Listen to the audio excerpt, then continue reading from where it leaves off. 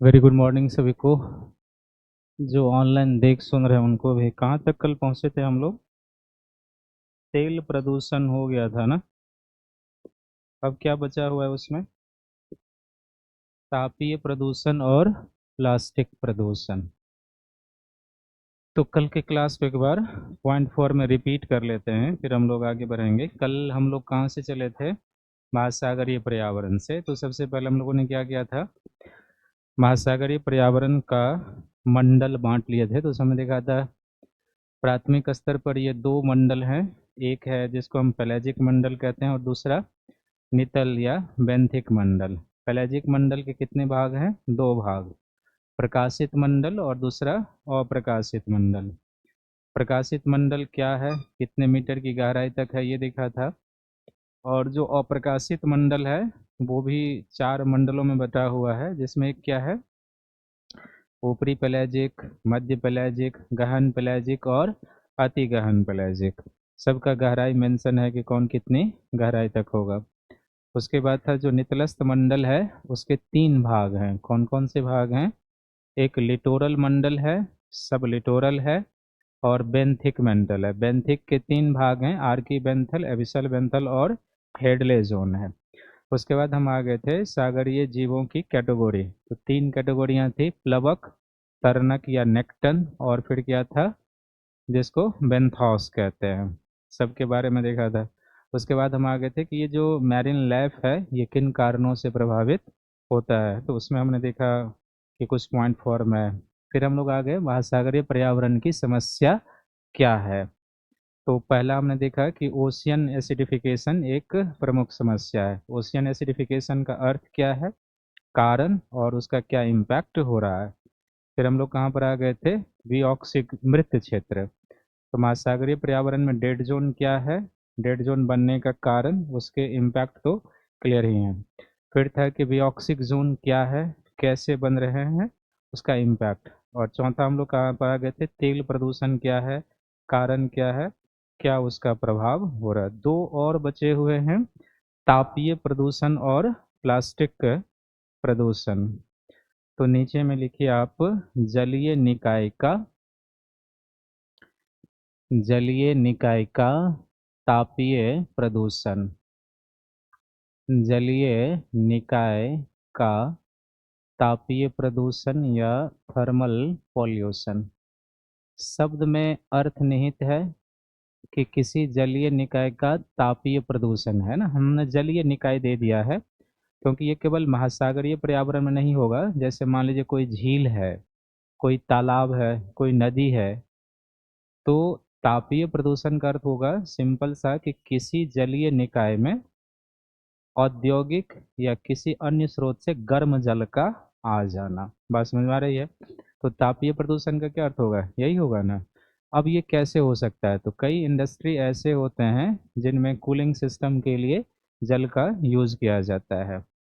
बॉयलरों को ठंडा करने के लिए क्या किया जाता है? जल का यूज किया जाता है। अगर वो गर्म जल किसी भी जलीय निकाय में आ जाता है तो उसी को हम क्या कहते हैं? जलीय निकाय का तापीय प्रदूषण कहेंगे।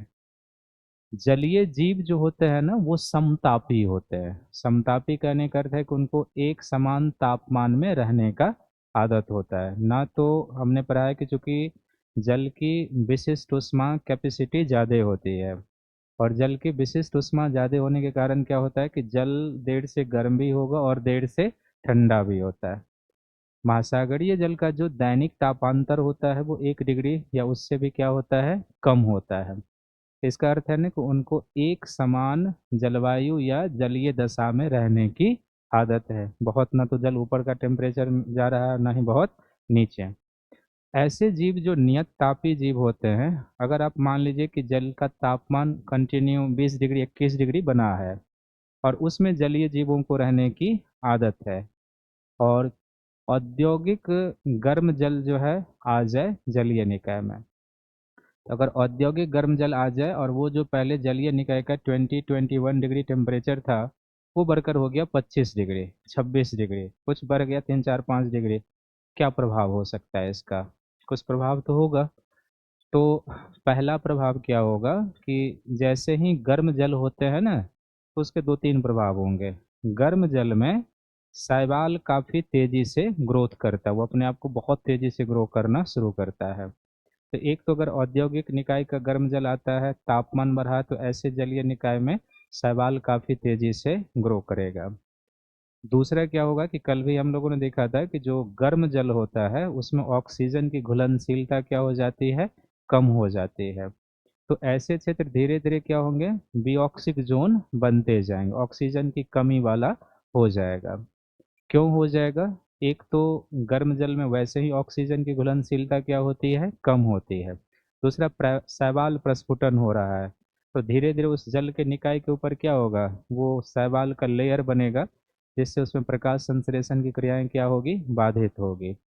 तो ऐसे में वो जलीय निकाय क्या होगा कि धीरे धीरे बिऑक्सिक जोन बनेगा, और जब बिऑक्सिक जोन बनता जाएगा तो वह या तो जीव वहाँ से क्या होंगे, भाग जाएंगे ऑक्सीजन की कमी के कारण, या अगर जीव रहेंगे तो फिर क्या हो जाएंगे, वो मारे जाएंगे।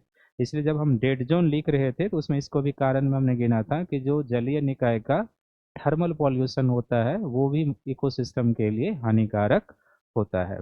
तो धीरे धीरे ऐसे क्षेत्र जलीय निकाय के बायोडायवर्सिटी से क्या हो जाएंगे, रहित हो जाएंगे, रहित हो जाएंगे। क्लियर है? तो नीचे में आप लिखिए जलीय निकाय का तापीय प्रदूषण, पॉइंट वाइज लिखेंगे। लिखिए इसका तात्पर्य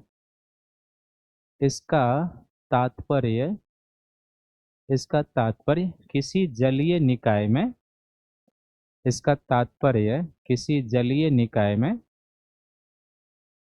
इसका तात्पर्य किसी जलीय निकाय में औद्योगिक गर्म जल का आ जाना है। औद्योगिक गर्म जल औद्योगिक गर्म जल का आ जाना है, औद्योगिक गर्म जल का आ जाना है जिसके कारण जलीय निकाय का तापमान अचानक बढ़ता है, जिसके कारण जलीय निकाय का तापमान अचानक बढ़ता है। जलीय निकाय का तापमान अचानक बढ़ता है, जो पारिस्थितिकी के लिए जो जलीय पारिस्थितिकी के लिए हानिकारक होते हैं, जो जलीय पारिस्थितिकी के लिए हानिकारक होते हैं। दूसरा पॉइंट लेकिन दूसरा पॉइंट, चूंकि जलीय जीव समतापी होते हैं, समतापी होते हैं। समतापी होने का क्या अर्थ हुआ? लगभग एक समान ताप में इन्हें रहने की आदत होती है, समतापी होते हैं। इसलिए जलीय निकाय का जलीय निकाय का तापीय प्रदूषण होने से इसलिए जलीय निकाय का तापीय प्रदूषण होने से जलीय निकाय का तापीय प्रदूषण होने से निम्न प्रभाव होता है। जलीय निकाय का तापीय प्रदूषण होने से निम्न प्रभाव होता है। तो डैश दे के ए पॉइंट पहला। देखिए गर्म जल में शैवाल गर्म जल में शैवाल तेजी से वृद्धि करता है। गर्म जल में शैवाल तेजी से वृद्धि करता है, जिसके कारण जिसके कारण जलीय निकाय में जिसके कारण जलीय निकाय में शैवाल प्रस्फुटन एल्गी ब्लूम जिसके कारण जलीय निकाय में शैवाल प्रस्फुटन की घटनाएं होती है। शैवाल प्रस्फुटन की घटनाएं होती है। शैवाल प्रस्फुटन की घटनाएं होती है। दूसरा पॉइंट देखिए, गर्म जल में ऑक्सीजन की घुलनशीलता गर्म जल में ऑक्सीजन की घुलनशीलता कम होती है। गर्म जल में ऑक्सीजन की घुलनशीलता कम होती है, जिसके कारण जलीय निकाय में जिसके कारण जलीय निकाय में जिसके कारण जलीय निकाय में जिसके कारण जलीय निकाय में ऑक्सीजन की कमी होने से धीरे धीरे वह ऑक्सीजन की कमी होने से धीरे धीरे वह मृत क्षेत्र में बदलने लगता है। धीरे धीरे वह मृत क्षेत्र में, डेड जोन में, मृत क्षेत्र में बदलने लगता है। मृत क्षेत्र में बदलने लगता है। तीसरा पॉइंट, मृत क्षेत्र में बदलने लगता है। देखिए, ऑक्सीजन की कमी के कारण ऑक्सीजन की कमी के कारण ऑक्सीजन की कमी के कारण जलीय जीव ऑक्सीजन की कमी के कारण जलीय जीव या तो पलायन कर जाते हैं जलीय जीव या तो पलायन कर जाते हैं या फिर मर जाते हैं। जलीय जीव पलायन कर जाते हैं या फिर मर जाते हैं, जिसके कारण ऐसे जलीय निकाय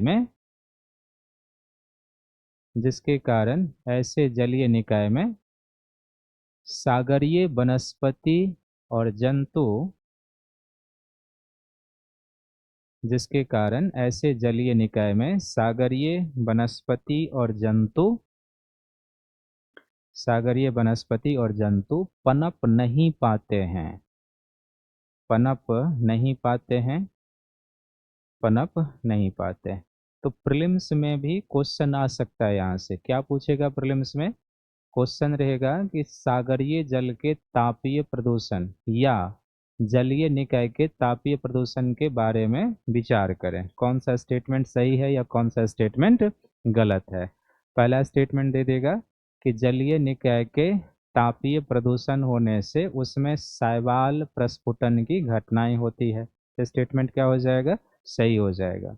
दूसरा कि जलीय निकाय के तापीय प्रदूषण होने से उसमें घुलित ऑक्सीजन की मात्रा कम हो जाती है, वो बदल देंगे, बढ़ जाती है कुछ ऐसे, तो वो भी क्या होगा? सही। और जब घुलित ऑक्सीजन कम हो जाए तो क्या होगा? तीसरा स्टेटमेंट, इसके कारण ऐसे जलीय निकाय डेड जोन बन जाते हैं, तो फिर क्या हो जाएगा? सही हो जाएगा। प्रीलिम्स में ऐसे ही स्टेटमेंट करके आएगा। फिर हम लोगों ने पढ़ा कि विऑक्सिक जोन, तब क्वेश्चन होगा कि महासागरीय पर्यावरण में बियोक्सिक जोन बनने का कारण क्या है?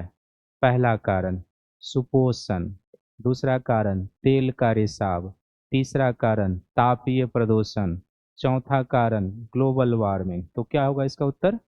सभी हो जाएंगे, है ना। हमने देखा सुपोषण में भी बियोक्सिक जोन बन रहा है, तापीय प्रदूषण में भी हो रहा है, तेल के रिसाव में भी हो रहा है, और ग्लोबल वार्मिंग में तो हमने देखा है कि जैसे जैसे तापमान बढ़ रहा है वैसे वैसे गर्म जल में ऑक्सीजन की घुलनशीलता क्या होते जा रही है? कम होते जा रही है। सही है। फिर क्वेश्चन पूछेगा पीटी में कि सुपोषण के बारे में नीचे दिए गए कथनों पर विचार करें। पहला क्या होगा कि यह जलीय पारिस्थितिकी में अत्यधिक पोषक तत्वों को संदर्भित करता है। तो सही है या गलत? सही है। दूसरा, इसके कारण जलीय पारिस्थितिकी में शैवाल प्रस्फुटन की घटनाएं होती है। सही है। इसके कारण जलीय पारिस्थितिकी में बीओडी की कमी हो जाती है। बीओडी की कमी हो जाती है। क्या है? सही है, यही है सही। देखो ना, फंस गए ना। बीओडी बढ़ जाती है तो इसका मतलब है कि आप रट रहे हैं, समझ नहीं रहे हैं चीज़ों को। तो फंसाएगा तो ऐसे ही। आप देखे थे ना कि वहाँ पर बीओडी बढ़ रहा है। क्यों? क्योंकि मरे हुए जीवों को समाप्त करने के लिए जलीय सूक्ष्मजीवियों को क्या जरूरत पड़ रही है? ऑक्सीजन की, जिसको आप जैविक ऑक्सीजन मांग कहते हैं। तो यही छोटा छोटा जो सिली मिस्टेक होता है, वो अच्छे प्रश्न आपके हाथ से लेकर क्या होगा? निकल जाएगा। जबकि ये प्रश्न सब गलती होना नहीं चाहिए। तो प्रश्न पीटी में इस तरह से आएंगे। पूछेगा महासागर के एसिडिफिकेशन के बारे में क्या सही है क्या गलत है। पहला, इसके कारण महासागरीय जल की क्षारीयता बढ़ रही है। तो सही है या गलत है? गलत है ना, अम्लीयता बढ़ रही है, क्षारीयता तो कम ही हो रही है। तो स्टेटमेंट को ध्यान से पिक करना होगा। तो महासागरीय जल की क्षारीयता बढ़ रही है, इसके कारण महासागर में कैल्केरियस जीवों को नुकसान हो रहा है। सही है ना, कैल्सिफाइंग करने वाले जीवों को नुकसान हो रहा है। तीसरा, यह प्रवालों के मृत्यु का कारण बन रहा है। सही है। तो पहला स्टेटमेंट हमने क्या कर दिया था, थोड़ा सा चेंज कर दिया था। बस यही है कि रिवीजन और चीज़ों को आत्मसात करना कि किस तरीके से चीज़ें हो रही है। तो हर एक पर यहाँ पर पीटी में प्रश्न आएगा। मेंस में क्या प्रश्न पूछेगा कि महासागर के या महासागरीय पर्यावरण की प्रमुख समस्याओं के ऊपर चर्चा कीजिए, उसका महासागरीय पर्यावरण पर पड़ने वाले प्रभाव और रोकथाम के प्रयास बताइए कि उसको रोकथाम के लिए किया गया है। तो तीन पार्ट हुए ना प्रश्न के, कि महासागरीय पर्यावरण की प्रमुख समस्या। तो सब समस्या डिटेल में लिखे हैं, लेकिन इसको आपको कितने शब्दों में लिखना होगा, मुश्किल से अगर 150 शब्द का है तो 50 शब्द में लिखना होगा, क्योंकि प्रश्न के कितने भाग हैं, तीन भाग, समस्या, प्रभाव, समाधान, है ना। तो फिर 50 शब्द किस पर खर्च करना होगा, कि समस्या पर, ये जो चीज़ें हो रही है उससे क्या चुनौतियाँ हो रही है और उन चुनौतियों को कम करने के लिए क्या किया गया। यही 250 शब्दों में होगा, तो थोड़ा सा शब्द सीमा सब क्या होगा, बढ़ जाएगा। मैरिन प्रभाव को ये जो 100 शब्दों में लिखिए, प्रभाव को 75 शब्दों में, समाधान को 75 शब्दों में, है ना। तो कुछ इस तरीके से आपको ध्यान रखना होगा। तो पीटी और मेंस दोनों में आएगा। देखिए महासागर का अगला क्या है, प्लास्टिक प्रदूषण, है ना। तो महासागरीय पर्यावरण का प्लास्टिक प्रदूषण, पर्यावरण का प्लास्टिक प्रदूषण या जलीय निकाय भी आप समझ लीजिए, है ना, प्लास्टिक प्रदूषण। तो महासागर या जलीय निकाय का प्लास्टिक प्रदूषण, इसमें एक आध पॉइंट लिखिए आप, थोड़ा हम धीरे धीरे आगे बढ़ते हैं ना। देखिए एक अनुमान के अनुसार वर्तमान में महासागरों में, एक अनुमान के अनुसार महासागरों में वर्तमान समय में लगभग लगभग 20 crore ton 20 crore ton plastic कचरा 20 करोड़ टन प्लास्टिक कचरा मौजूद है। 20 करोड़ टन प्लास्टिक कचरा मौजूद है। तो आप समझिए कि अगर चार बड़े महासागर, प्रशांत, अटलांटिक, हिंद और दक्षिण सागर, इस सब को मिलाकर एक अनुमान है कि महासागर में अधिकतम लगभग 20 करोड़ टन कचरा मौजूद है। तो कितना प्लास्टिक और वेस्ट जो है महासागर में मौजूद है, उससे आप अंदाज लगा सकते हैं। कुछ डेटा रहेगा तो इस समस्या को आप अच्छे से समझा पाएंगे। दूसरा पॉइंट देखिए, देखिए प्रत्येक वर्ष एक अनुमान के अनुसार प्रत्येक वर्ष महासागरों में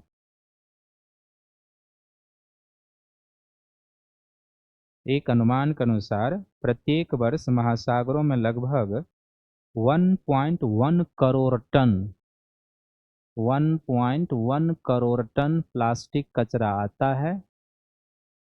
1.1 करोड़ टन प्लास्टिक कचरा आता है।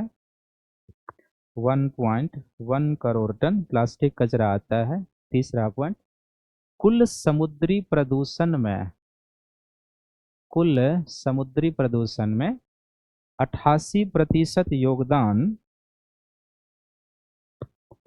88% योगदान प्लास्टिक प्रदूषण का है। 88% योगदान प्लास्टिक प्रदूषण का है। 88% योगदान प्लास्टिक प्रदूषण का है। और जिस तरह से महासागर का प्लास्टिक प्रदूषण हो रहा है और जिस तरह से महासागर का प्लास्टिक प्रदूषण हो रहा है,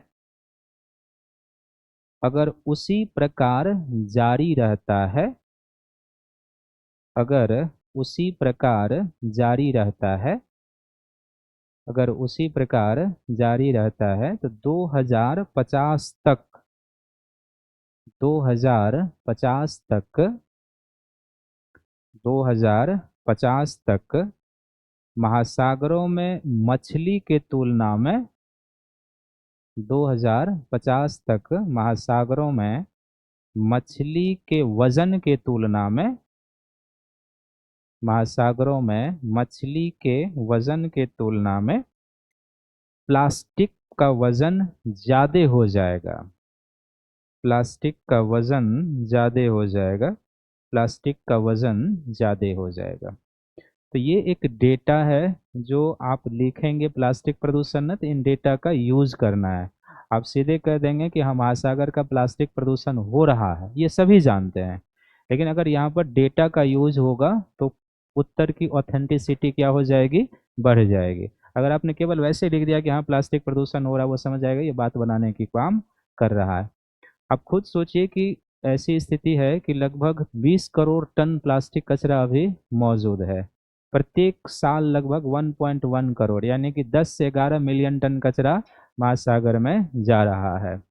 और कुल जो समुद्री प्रदूषण है उसका कितना प्रतिशत भाग महासागर कवर कर रहा है, तो 88%। टोटल मैरीन पॉल्यूशन में 88% कंट्रीब्यूशन है प्लास्टिक वेस्ट का। और उसके बाद एक डाटा और यूज किया कि जिस दर से हम लोग मैरीन इकोसिस्टम का प्रदूषण कर रहे हैं खासकर प्लास्टिक से, अगर वो जारी रहता है तो 2050 तक क्या होगा, महासागर में जितना मछली का वजन नहीं होगा उससे ज़्यादा किसका हो जाएगा, प्लास्टिक का वजन हो जाएगा। तो आप समझिए कि किस गति से महासागरीय पर्यावरण का नुकसान हो रहा है। ठीक है ना। नीचे में लिखेंगे प्लास्टिक प्रदूषण के स्रोत एवं प्रकार। प्लास्टिक प्रदूषण के स्रोत, प्लास्टिक प्रदूषण के स्रोत एवं प्रकार, है ना। तो आप खुद सोचिए कि महासागर में ये जो प्लास्टिक वेस्ट जा रहा है ये किस कारण से जा रहा होगा या कैसे जा रहा होगा। तो क्या महासागर में इस प्लास्टिक वेस्ट के जाने का एक प्रमुख कारण नदियों के द्वारा हो सकता है।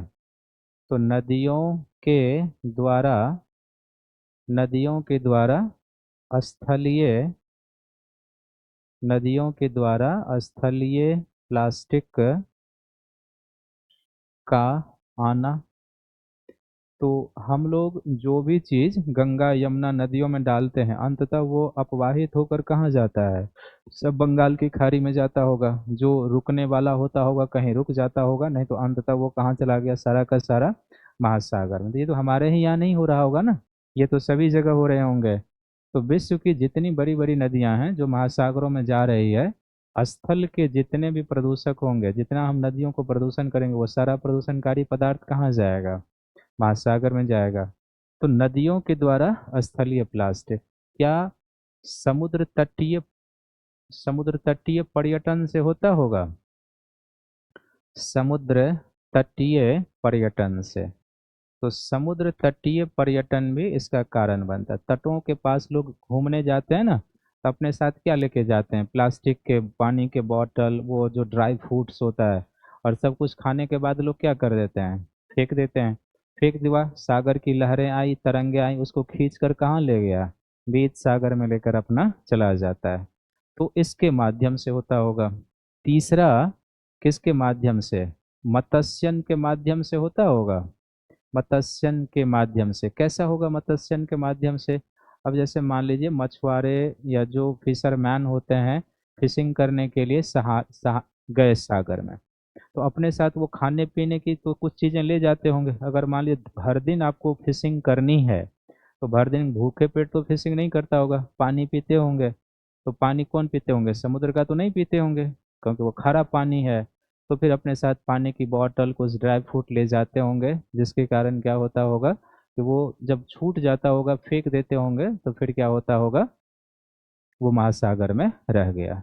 इसी तरीके से चौथा किसके माध्यम से हो सकता है, जो समुद्री जहाज होता है ना, तो व्यापार वाणिज्य में भी हो सकता है। व्यापार वाणिज्य में क्रूज के माध्यम से, व्यापार वाणिज्य में क्रूज के माध्यम से, है ना।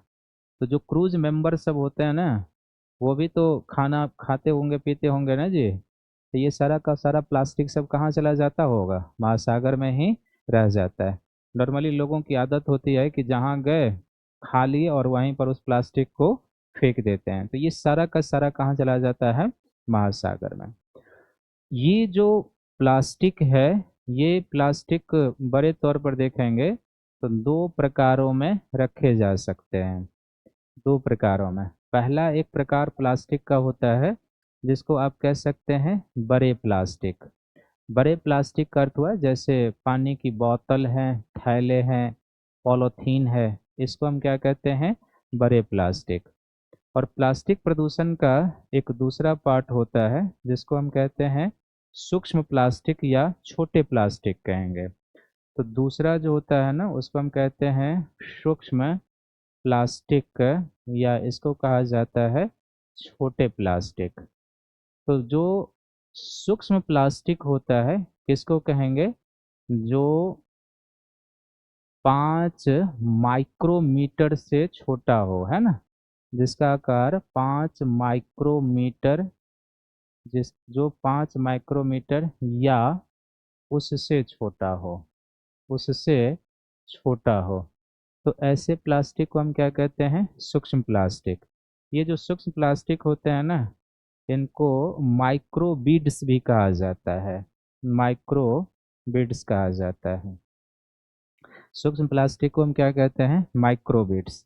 और ये जो माइक्रोबिट्स प्लास्टिक होते हैं इतने छोटे होते हैं कि जलीय जीव इसे जलीय जीव इसे आहार समझकर खा जाते हैं, आहार समझकर खा जाते हैं ना। जलीय जीव इसे आहार समझकर खा जाते हैं। अगर जलीय जीव माइक्रोबिट्स या जो सूक्ष्म प्लास्टिक है आहार समझकर इसको खा जाएं, तो ये नुकसान करेगा या नहीं करेगा, जलीय जीवों को क्या करेगा, ये नुकसान करेगा। और न केवल ये जलीय जीव को नुकसान करेगा, बल्कि ये किसको नुकसान पहुंचा सकता है, हमें आपको भी नुकसान पहुंचा सकता है। जैसे मान लीजिए कि मछली है, कोई माइक्रो प्लास्टिक खा लेती है, और मछली अगर माइक्रो प्लास्टिक खा ली और उस मछली को अगर इंसान खाए, तो वो प्लास्टिक किसके शरीर में आएगा, मानव के शरीर में आएगा कि नहीं आएगा। आप एक छोटे से उदाहरण से इसको समझो। इसको हम कहते हैं खाद्य श्रृंखला विषाक्तन कहते हैं। इस पर डिटेल से चर्चा होती है बायोडायवर्सिटी वाले में, लेकिन आप लिंक समझो। जैसे पंजाब हरियाणा सब में लोगों को कैंसर की बीमारियां ज़्यादा होती है। दूसरा, वहाँ के जो पशु हैं उनके दूध में लेड की मात्रा पाई जाती है, सीसे की मात्रा, ये Indian council of agriculture research का कहना है। अब आप ये सोचिए कि पशु के दूध में लेड आ रहा है, पशु तो लेड खाती नहीं है, कि खाते हैं पशु लेड। अगर वहाँ के लोग कैंसर से ज़्यादा पीड़ित हो रहे हैं, तो ऐसा तो कुछ अपने आप नहीं करते होंगे कि वो उनको बीमार कर दे। इसका अर्थ है ना, कुछ फूड हैबिट या कुछ ऐसी चीज़ें हैं जो वहाँ के लोगों को क्या कर रहा है, ज़्यादा परेशान कर रहा है। अब चूंकि ये सारा वहाँ पर है हरित क्रांति से संबंधित है, ग्रीन रिवॉल्यूशन हुआ। उस ग्रीन रिवॉल्यूशन में हम लोगों ने क्या किया, रासायनिक उर्वरक कीटनाशी का काफ़ी प्रयोग किया। उस रासायनिक उर्वरक और कीटनाशी के प्रयोग होने से क्या हुआ, वहाँ की मिट्टी काफ़ी प्रदूषित हो गई है, मिट्टी टॉक्सिक हो चुका है। अब वो टॉक्सिक मिट्टी में जब आप खेती करेंगे, तो वो पोषक तत्व के माध्यम से किस में जाएगा, फसल में जाएगा, और वो फसल जो खाएगा उसके शरीर में भी वो जाएगा। तो वही चारा वही फसल पशु खाते हैं, तो वो रासायनिक पदार्थ कीटनाशी उनके शरीर में जा रहा है जो उनको भी नुकसान पहुंचा रहा है। और वही फसल कौन खा रहा है, इंसान भी खा रहा है, तो वो उनको क्या कर रहा है, हार्म कर रहा है। ठीक उसी तरीके से अगर ये प्लास्टिक कोई मछली खाए, तो सागरीय जीव तो प्रभावित होगा ही, लेकिन उस मछली को अगर इंसान खाता है तो इंसान के शरीर में भी वो प्लास्टिक आएगा। और जब प्लास्टिक इंसान के शरीर में आए तो वो क्या होगा, नुकसानदायक होगा। माइक्रोबिड्स प्लास्टिक इतने छोटे आकार के होते हैं, जैसे सिगरेट के डिब्बे पर पहले रैपर होते थे, अब होते हैं, नहीं होते हैं। अच्छा, पीने वाला जो है सो बोल दिया नहीं है ना। कौन कौन पीते हैं इसे, वो चमकीला रैपर आप नहीं देखते थे, होता था ना, हाँ देखो, यस, इसके आवाज में ही है कि ये पीता है, क्योंकि जो सिगरेट पिएगा ना उसका आवाज मोटा हो जाता है। तो इसके आवाज में ही है कि ये पीता है। मैं झूठ नहीं बोल रहा हूँ, सही हूँ ना मैं? सही हूँ ना मैं? हाँ। तो उस क्या, हाँ, दोस्त ही दोस्त का पोल खोलता है। देखो, देखो जो मसाला बहुत खाएगा ना स्पाइसी, उसके गले आवाज मोटे हो जाते हैं, ये विज्ञान कहता है, मैं नहीं कहता हूँ। आप 1 डेढ़ महीना 2 महीना लगातार स्पाइसी और खूब मसालेदार खाना खाइए, आपका आवाज मोटा हो जाएगा। इसलिए आप सिंगर सबको देखते होंगे कि वो लोग तेल मसाले वाले भोजन नहीं खाते हैं। जिसको भी बोलना है उसको तेल मसाला अवॉइड करना पड़ता है। और उसी तरीके से जो बीड़ी सिगरेट पीने वाला होगा, कंटिन्यू पिएगा, उसका आवाज़ मोटा हो ही जाता है। तो ये तो विज्ञान ही कहता है, बट गवाही मित्र ही देता है इसका। ये बकलोल है क्या राहुल कुमार यादव? इसको बैन कर दीजिए। अभी कितना क्वेश्चन बताए हैं कि प्रीलिम्स में कितना पूछेगा, नहीं लिख बताए हैं। तो या तो ये मोबाइल पर दूसरे मोबाइल से बात कर रहा है, या इसका कान बहरा है, ये सुन नहीं रहा है। इसको बैन कर दीजिए। तो बस समझ में आई। तो वो जो है सो नुकसान, हम थे कहाँ पर लेकिन, हाँ, माइक्रो प्लास्टिक का उदाहरण आपको दे रहे थे। तो माइक्रो प्लास्टिक का आपको उदाहरण दे रहे थे, तो एक तो वो उदाहरण हो गया कि उस पर जैसे मिठाई के डब्बे पर पहले रैपर होते थे ना चमकीले, that is the micro plastic, वो भी है। जो आप कॉस्मेटिक यूज करते हैं उसमें भी माइक्रो प्लास्टिक होता है। जो मान लीजिए कोई क्रीम यूज करता है या कुछ भी, जैसे शेविंग क्रीम हम लोग यूज करते हैं, तो शेविंग क्रीम में भी माइक्रो प्लास्टिक होता है। आप मॉइस्चराइजर या कोई भी बॉडी लोशन यूज करते हैं उसमें भी माइक्रो प्लास्टिक होता है। तो आज से नहीं यूज करेंगे, है ना? तो बच के रहना है। तो ये जो है सो माइक्रो प्लास्टिक का एग्जाम्पल है, और इतने आकार में छोटे होते हैं कि जलीय जीव वो 5 माइक्रोमीटर का जलीय जीव इसको आहार समझ के खा जाएंगे। प्रीलिम्स में डायरेक्ट यहाँ से पूछेगा, समाचार की सुर्खियों में रहने वाला माइक्रोबिड्स क्या है? तो क्या है माइक्रोबिड्स? सूक्ष्म स्तर का प्लास्टिक है ना, जो जलीय जीव या किसी भी जलीय निकाय में जाएगा तो उसका क्या करेगा, पॉल्यूशन करेगा। कई बार आप सोशल मीडिया सब पर देखते हैं कि जो समुद्री प्रदूषण को कम करने वाले, वेलफेयर करने वाले लोग होते हैं, जीव सब वो प्लास्टिक में घिर जाता है, नहीं देखते हैं? कछुआ सब के लिए ये बहुत नुकसानदायक होता है, उसके अंग फंस जाते हैं प्लास्टिक सब में, और उसके बाद वो ना तो गति कर पाता है ना रुक जाता है। तो वो ऐसे जीवों के लिए क्या होता है, बहुत नुकसानदायक होता है। तो चौथा पॉइंट इसमें लिखेंगे सूक्ष्म प्लास्टिक में, इसमें लिखिए पहला पॉइंट लिखिए, एक शोध के अनुसार, उसी में माइक्रोप्लास्टिक में चौथा पॉइंट देखिए, एक शोध के अनुसार 100% समुद्री कछुआ के 100% समुद्री कछुआ के पेट में प्लास्टिक पाया गया है। 100%। एक शोध के अनुसार 100%, 100% समुद्री कछुआ के पेट में प्लास्टिक पाया गया है। इसी प्रकार 60% मछलियों में भी, इसी प्रकार 60% मछलियों में भी माइक्रोबीड्स पाए गए हैं। 60% मछलियों में भी माइक्रोबीड्स पाए गए हैं।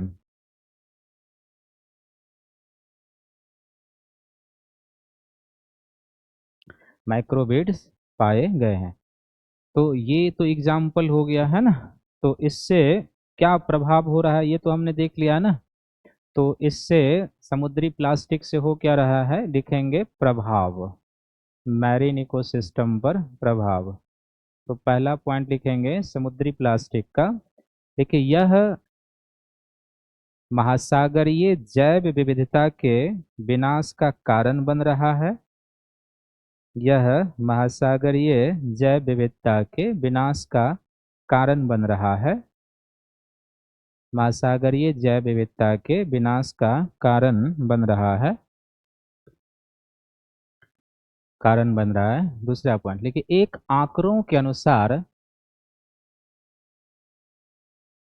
हाँ, एल्युमिनियम फाइल में भी माइक्रोप्लास्टिक होता है, ऑप्शन जो भी लिखा है ना, या और एल्युमिनियम फॉयल हम लोग यूज़ करते हैं ना रोटी सबको गर्म रखने के लिए, उसमें भी होता है माइक्रो प्लास्टिक। तो इसीलिए अब आप देखते हैं ना कि एक अलग टाइप का एल्युमिनियम फॉयल की जगह पर लोग यूज़ करते हैं। वो थोड़ा सा हमें लगता है कि कागज़ टाइप का कुछ होता है, बट परफेक्टली कागज़ भी नहीं होता है, कागज़ से थोड़ा सा मोटा और थोड़ा सा मजबूत होता है। पहले लोग खूब एल्युमिनियम फॉयल यूज़ करते थे, वो उसमें भी माइक्रो प्लास्टिक है। देखिए एक आंकड़ों के अनुसार, क्या लिख रहे थे हम लोग, एक आंकड़ों के अनुसार हर साल 10 लाख से अधिक समुद्री, हर साल 10 लाख से अधिक समुद्री पक्षी, 10 लाख से अधिक समुद्री पक्षी और 1 लाख से अधिक समुद्री स्तनधारी, और 1 लाख से अधिक समुद्री स्तनधारी, समुद्री स्तनधारी की मृत्यु प्लास्टिक प्रदूषण से हो रही है। मृत्यु प्लास्टिक प्रदूषण से हो रही है। मृत्यु प्लास्टिक प्रदूषण से हो रही है। अगला पॉइंट देखिए, चूंकि माइक्रोबीड्स चूंकि माइक्रोबीड्स महासागरीय पर्यावरण में या जलीय पर्यावरण में, चूंकि माइक्रोबीड्स महासागरीय पर्यावरण में या जलीय पर्यावरण में, चूंकि माइक्रोबीड्स महासागरीय पर्यावरण या जलीय पर्यावरण में खाद्य श्रृंखला विषाक्तन करते हैं, खाद्य श्रृंखला विषाक्तन करते हैं, खाद्य श्रृंखला विषाक्तन करते हैं, खाद्य श्रृंखला विषाक्तन करते हैं, अतः महासागरीय उत्पाद का अतः महासागरीय उत्पाद का अगर खाद्य पदार्थ के रूप में, अतः महासागरीय उत्पाद का अतः महासागरीय उत्पाद का खाद्य पदार्थ के रूप में अगर मनुष्य उपयोग करता है,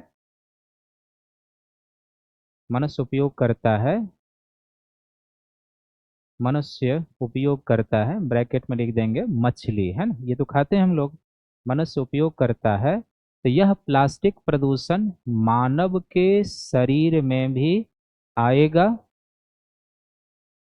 यह प्लास्टिक प्रदूषण मानव के शरीर में भी आएगा, मानव के शरीर में भी आएगा, मानव के शरीर में भी आएगा, जो स्वास्थ्य के लिए हानिकारक है, जो स्वास्थ्य के लिए हानिकारक है, जो स्वास्थ्य के लिए हानिकारक है। तो अभी तक इसमें हम लोग क्या पढ़े प्लास्टिक प्रदूषण में, कि एक आंकड़ा है शुरू में कि वर्तमान में स्थिति क्या है। दूसरा हम लोग आगे किस में कि प्लास्टिक के स्रोत क्या हो सकते हैं। तो कुछ एग्जाम्पल ले लिया कि इन इन स्रोतों से प्लास्टिक महासागर में आ रहा है या आ सकता है। प्लास्टिक कितने प्रकार के हो सकते हैं, 2 प्रकार के, एक बड़े स्तर जैसे पानी की बोतल है, पॉलीथीन है, प्लास्टिक के बैग हो, और दूसरा क्या हो सकते हैं, माइक्रोवेट, सूक्ष्म। तो सूक्ष्म आकार के प्लास्टिक हम किसे कहेंगे और वो किस तरीके से मैरीन इकोसिस्टम में नुकसान पहुंचा सकता है। और लास्ट में हमने देखा है कि महासागरीय पर्यावरण में ये क्या प्रभाव कर रहा है, कुछ आंकड़ों के साथ भी हमने ले लिया है।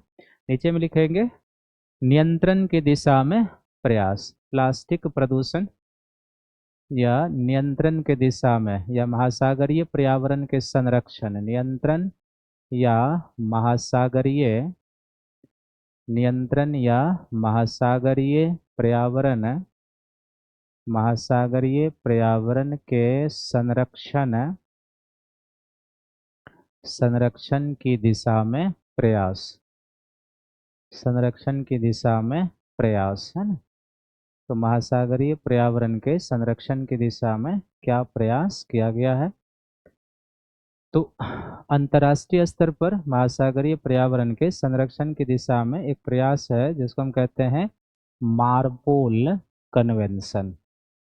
तो मार्पोल कन्वेंशन या मार्पोल समझौता है, मार्पोल कन्वेंशन या मार्पोल समझौता जो है यह महासागरों में यह महासागरों को या महासागरों को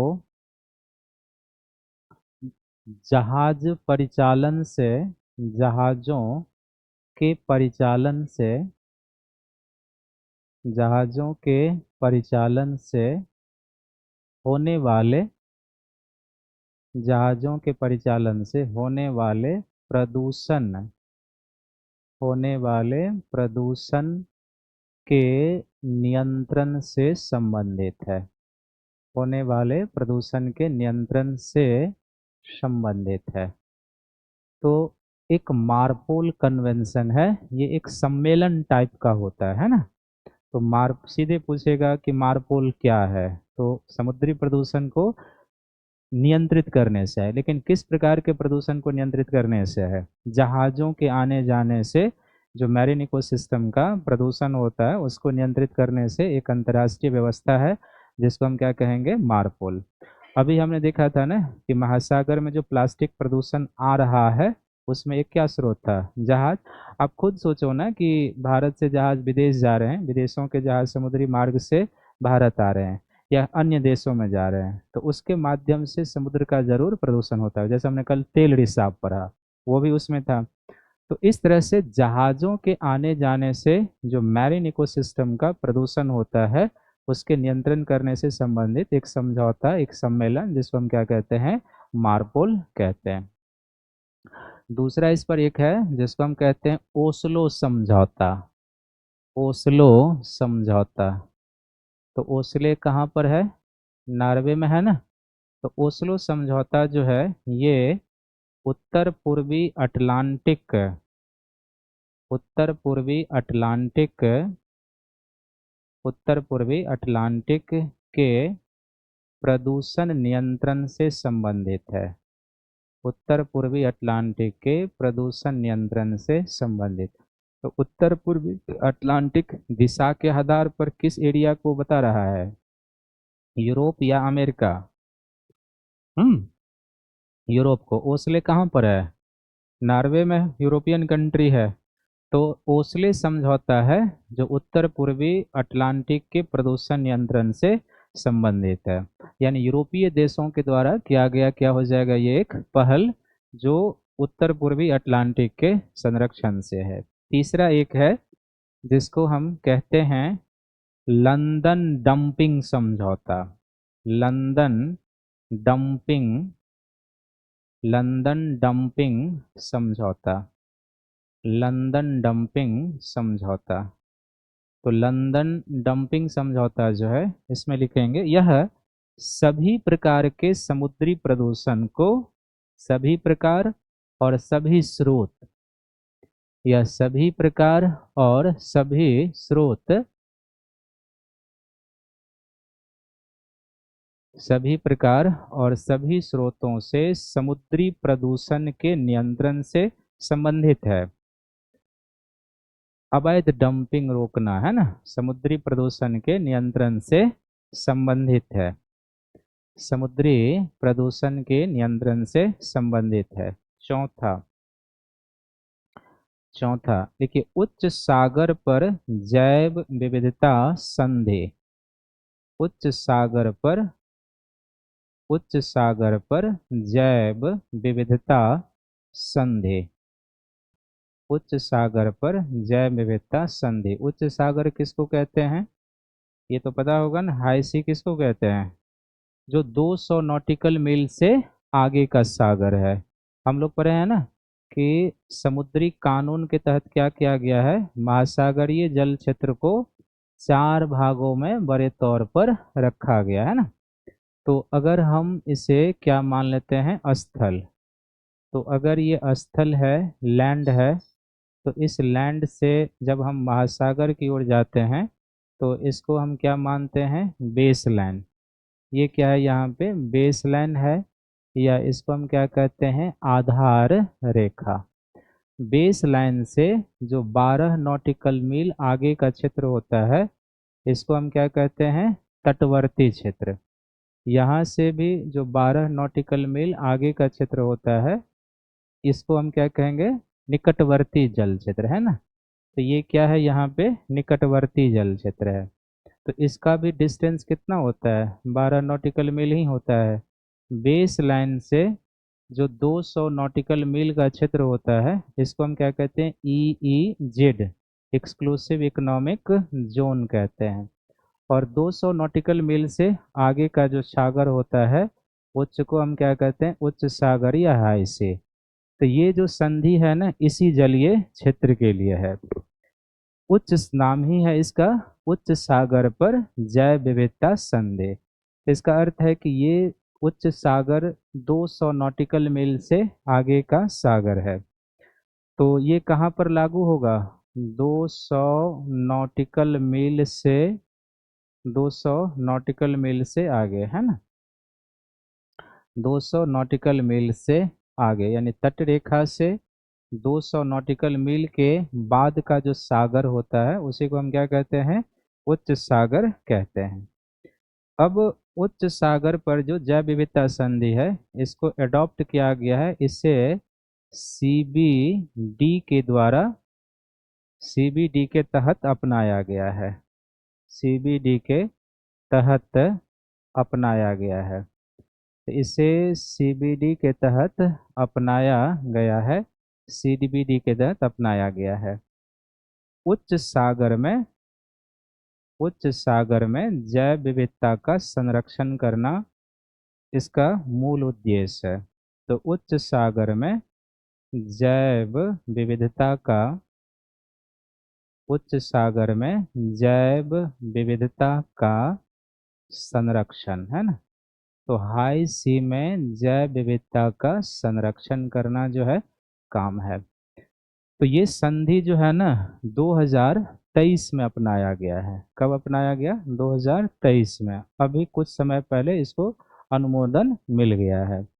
तो उच्च सागर पर जो जैव विविधता संधि है, ये किस क्षेत्र पर लागू हो रहा है, तो ये लागू हो रहा है उस सागरीय क्षेत्र पर जो समुद्र तट से यानी तट रेखा से 200 नॉटिकल मील तक का जो सागर है, वो अन्य आर्थिक क्षेत्र है, उसके आगे क्या है, उच्च सागर, इस क्षेत्र में लगेगा। अब इस क्षेत्र में क्या होता है ना कि खनिजों का अन्वेषण होता है, दोहन होता है, जहाजों का भी आना जाना होता है। तो उससे क्या होता होगा, यहाँ पर जैव विविधता की हानि होती है। तो उच्च सागर में जहाजों के आने जाने, खनिजों के खनन से जो पर्यावरण को हानि होती है, उससे बचाने के लिए एक संधि स्वीकार किया गया है, जिसका नाम ही है उच्च सागर पर जैव विविधता संधि। किसके तहत अपनाया गया है, CBD। इसके बारे में डिटेल से आप पढ़ेंगे। CBD का फुल फॉर्म होता है कन्वेंशन ऑन बायोलॉजिकल डाइवर्सिटी। तो जो CBD है, ये जैव विविधता की संधि है, जिसको 1992 में स्वीकार किया गया था या अपनाया गया था। CBD हुआ है 1992 में, और इसी CBD के तहत उच्च सागर पर बायोडाइवर्सिटी संधि को एक्सेप्ट किया गया है, जिसका मूल क्या है, उच्च सागर में जैव विविधता का संरक्षण। यहाँ पर ये जो उच्च सागर है ना, यहाँ पर खनिज पाए जाते हैं कि नहीं पाए जाते हैं। तो खनन का लाइसेंस देने का अधिकार किसको है, लाइसेंस देने का अधिकार, इस क्षेत्र में खनन के लिए लाइसेंस देने का अधिकार किसके पास है, अंतर्राष्ट्रीय समुद्र तल प्राधिकरण। किसके पास है, इंटरनेशनल सी बेड अथॉरिटी। ये तो बताए हुए हैं आपको, इसका अंतर्राष्ट्रीय समुद्र तल, अंतर्राष्ट्रीय समुद्र तल प्राधिकरण के पास है। यही राष्ट्रों को उच्च सागर में खनिजों के खोज, उसके दोहन के लिए लाइसेंस देता है। तो उच्च सागर में खनन का लाइसेंस देने का अधिकार अंतर्राष्ट्रीय समुद्र तल प्राधिकरण के पास है। किसके पास है, अंतर्राष्ट्रीय समुद्र तल प्राधिकरण के पास है। अब माइनिंग होगी, लोग देश राष्ट्र खनिज निकालेंगे यहाँ से, तो उसका क्या होगा, प्रदूषण तो होगा, वहाँ के जैव विविधता को संकट आएगा। इस संकट से बचने के लिए ही क्या किया गया है, अंतर्राष्ट्रीय स्तर पर एक जैव विविधता संधि को स्वीकार किया गया है। अब पांचवा है एक जिसको हम कहते हैं विश्व महासागर आयोग। विश्व महासागर विश्व महासागर आयोग है। विश्व महासागर आयोग, इसका कार्य जो है ना, महासागरीय पर्यावरण के संरक्षण पर जागरूकता फैलाना। महासागरीय पर्यावरण महासागरीय पर्यावरण के संरक्षण पर महासागरीय पर्यावरण के संरक्षण पर जागरूकता लाना है ना। महासागरीय पर्यावरण के संरक्षण पर जागरूकता लाना, इसके द्वारा कुछ अभियान भी चलाए गए हैं महासागरीय पर्यावरण के संरक्षण के लिए। तो ये है। फिर हम महासागर के प्रति जागरूकता बढ़ाने के लिए विश्व महासागर दिवस का आयोजन करते हैं। विश्व महासागर कब मनाते हैं? विश्व महासागर दिवस का आयोजन। विश्व महासागर दिवस का आयोजन। तो विश्व महासागर दिवस का आयोजन करते हैं प्रत्येक वर्ष 8 जून को, है ना। तो विश्व महासागर दिवस का आयोजन, विश्व महासागर दिवस का आयोजन। कोई जो दिवस मनाया जाता है वो क्यों मनाया जाता है? उसके प्रति लोगों को जागरूक और आकर्षित करने के लिए कि पारिस्थितिकी तंत्र में उसकी क्या भूमिका होती है और उसको बचाने की क्यों जरूरत है। जैसे आप प्रत्येक वर्ष 5 जून को विश्व पर्यावरण दिवस मनाते हैं ना, क्यों मनाते हैं? इसीलिए कि पर्यावरण के सामने जो संकट है, जो चुनौतियां हैं, उसको कैसे कम करना है, पर्यावरण संरक्षण के प्रति लोगों को कैसे जागरूक करना है, इसलिए हम मनाते हैं। 16 सितंबर को प्रत्येक वर्ष हम विश्व ओजोन दिवस मनाते हैं। क्यों? क्योंकि ओजोन का क्या कंट्रीब्यूशन है, हमें उसे क्यों बचाना चाहिए, उसके लिए मनाते हैं। तो इसी तरह से हर एक साल हम क्या मनाते हैं, प्रत्येक वर्ष 8 जून को विश्व पर्यावरण दिवस मनाते हैं। तो विश्व महासागर दिवस का आयोजन करते हैं। और एक भारत में भी अगर हम देखेंगे तो भारत द्वारा क्या किया गया है, भारत द्वारा सिंगल प्लास्टिक यूज पर प्रतिबंध लगा दिया गया है ना। सिंगल प्लास्टिक, भारत द्वारा सिंगल प्लास्टिक उपयोग पर प्रतिबंध लगा दिया गया। 2023 में इसके लिए विधान लाया गया था।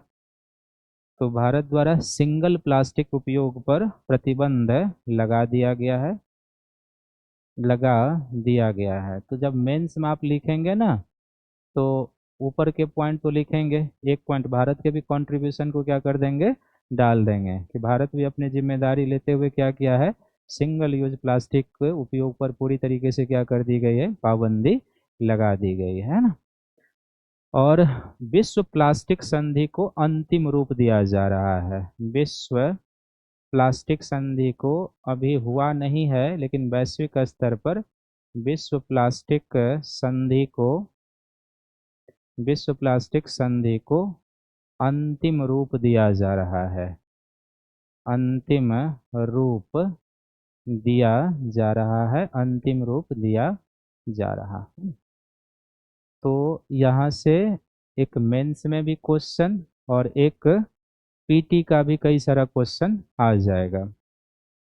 मेंस में क्वेश्चन सिंपल सा क्या हो सकता है कि महासागर के प्लास्टिक प्रदूषण से आप क्या समझते हैं? प्लास्टिक प्रदूषण का कारण, प्रभाव और नियंत्रण के दिशा में किए गए प्रयासों का उल्लेख करें। लिखिए इस प्रश्न को नीचे में, और अभी लिख के दिखाना है सबको।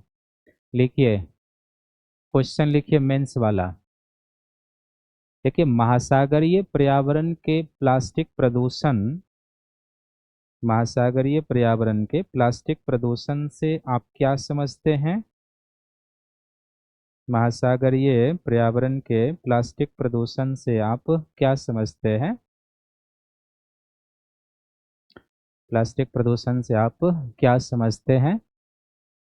उसी में आगे बढ़ा के क्वेश्चन टैग देके क्या समझते हैं। देखिए, प्लास्टिक प्रदूषण के कारण, प्लास्टिक प्रदूषण के कारण कौमा उसका महासागरीय पर्यावरण पर प्रभाव, उसका महासागरीय पर्यावरण पर प्रभाव, उसका महासागरीय पर्यावरण पर प्रभाव और महासागरीय पर्यावरण संरक्षण के दिशा में, और महासागरीय पर्यावरण संरक्षण के दिशा में किए गए प्रयासों का, महासागरीय पर्यावरण संरक्षण के दिशा में किए गए प्रयासों का उल्लेख करें, किए गए प्रयासों का उल्लेख करें। 4 पार्ट में है क्वेश्चन, बस समझ आ रही है। पहला पार्ट इंट्रोडक्शन का क्या है, आपको बताना है कि प्लास्टिक प्रदूषण का अर्थ क्या है, कुछ डेटा के साथ जैसे ऊपर में लिखे थे, तो वो आ जाएगा। दूसरा है प्लास्टिक प्रदूषण का कारण, तो पॉइंट 4 में हेडिंग हो जाएगा कि प्लास्टिक प्रदूषण का कारण पहला, दूसरा, तीसरा। फिर है कि प्लास्टिक प्रदूषण का प्रभाव, तो वो भी हेडिंग हो जाएगा, प्लास्टिक प्रदूषण का प्रभाव क्या क्या हो रहा है वो। और फिर नियंत्रण की दिशा में जो प्रयास हैं वो जैसे ही पॉइंट फॉर्म हमने लिखा है वो आ जाएगा, और फाइनली क्या हो जाएगा, निष्कर्ष हो जाएगा। तो एक मेंस का क्वेश्चन यहाँ से अपेक्षित है आपसे। प्रीलिम्स में क्या सब आएगा, तो प्रीलिम्स में जैसे एक क्वेश्चन हम लोगों ने जिक्र क्या किया था कि जो माइक्रोबीड्स होता है वो क्या होता है ना, ये एक पूछ सकता है कि समाचार की सुर्खियों में रहने वाला माइक्रोबीड्स क्या है। दूसरा आपसे पूछ सकता है कहाँ पर ले जाएगा, महासागरीय पर्यावरण संरक्षण के कार्य पर, कि इनमें से कौन संधि समझौते हैं जो महासागरीय पर्यावरण के संरक्षण से जुड़े हैं या नहीं जुड़े हैं। तो इस तरह के क्वेश्चन पूछेंगे, या डायरेक्ट क्वेश्चन भी पूछ सकता है कि मार्पोल समझौता किससे है, ओस्लो समझौता किससे जुड़ा हुआ है। या 4-5 ऑप्शन देंगे, मार्पोल समझौता, ओस्लो देगा, लंदन डंपिंग कन्वेंशन है, और पूछेगा बताइए इसमें से कौन महासागरीय पर्यावरण के संरक्षण से संबंधित है या नहीं है। तो प्रश्न इसी तरीके से आएंगे और 100% आएंगे, ये ध्यान रखें। सिंगल प्लास्टिक का क्या अर्थ होता है, ऐसा प्लास्टिक जिसको एक बार उपयोग कर लेने के बाद पुनः दोबारा प्रयोग में नहीं लाया जा सकता है, उसी को हम क्या कहते हैं, सिंगल यूज प्लास्टिक कहते हैं। तो इस तरह के प्लास्टिक पर भारत में क्या लगा दिया गया है, पूरी तरीके से प्रतिबंध। कागजों पर प्रतिबंध है, लेकिन धड़ल्ले यूज होता है। आप भी जाते हैं, हम भी जाते हैं, सब कहते हैं कि भाई सामान ना दे प्लास्टिक में, तो लोग झगड़ा करने लगते हैं, कैसे नहीं दोगे प्लास्टिक, इतने का सामान तुम्हारे पास लिए हैं। तो तब तक नहीं होगा जब तक कि आदमी खुद जागरूक नहीं होगा। कानून बनने से नहीं होता है, उस कानून के अनुपालन की जिम्मेदारी जनता पर भी होती है। अगर जनता सरकार का सहयोग ना करे तो सरकार क्या कर लेगी, कानून बना बना के। अब वो हर एक जगह खड़ा तो नहीं रहेगी कि तू सिंगल यूज प्लास्टिक ले रहा है या नहीं ले रहा है, बात समझ में आ रही है। तो इसमें जागरूकता होना जनता की तरफ से भी जरूरी है। हमारे आपके यहाँ हर एक दिन जो है सो वो कचरा लेने के लिए आता है, लेकिन दिल्ली शहर के 80% लोगों को मैं देखता हूँ कि कचरा उसमें नहीं फेंकेगा, वो रोड पर फेंकेगा। और इसमें पढ़े लिखे लोग सब करते हैं। तो आप समझ सकते, नहीं तो इस रोडों पर कचरा इतना क्यों आता है। अब क्यों, क्योंकि आप 10 बजे तक सोए हुए हैं, गाड़ी 8 बजे आके चली गई। अब 10 बजे आप निकलेंगे और कहीं पे ले जाके शाम को या 2 लोग ऐसे ऐसे देख लेंगे, पट से फेंक देंगे, आगे कोई हमें देख तो नहीं रहा है। तो जो ऐसे प्रकृति के लोग हैं वो साफ सफाई की डिमांड क्यों करते हैं, उनको नहीं करना चाहिए। कि जब खुद गंदा करते हो तो फिर ये नैतिकता कहाँ से आ जाती है कि शहर साफ होना चाहिए। बिल्कुल नहीं होना चाहिए, बूंद बूंद से घड़ा भरता है। सब मिलके करेंगे तभी शहर साफ होगा। सरकार कानून बना देगी, जागरूकता ला देगी, लेकिन उसको समझना, उसका अनुपालन करना, सरकार का सहयोग करना पब्लिक की भी जिम्मेदारी बनती है। क्लियर है क्या, संसद में चलिए बढ़े आगे।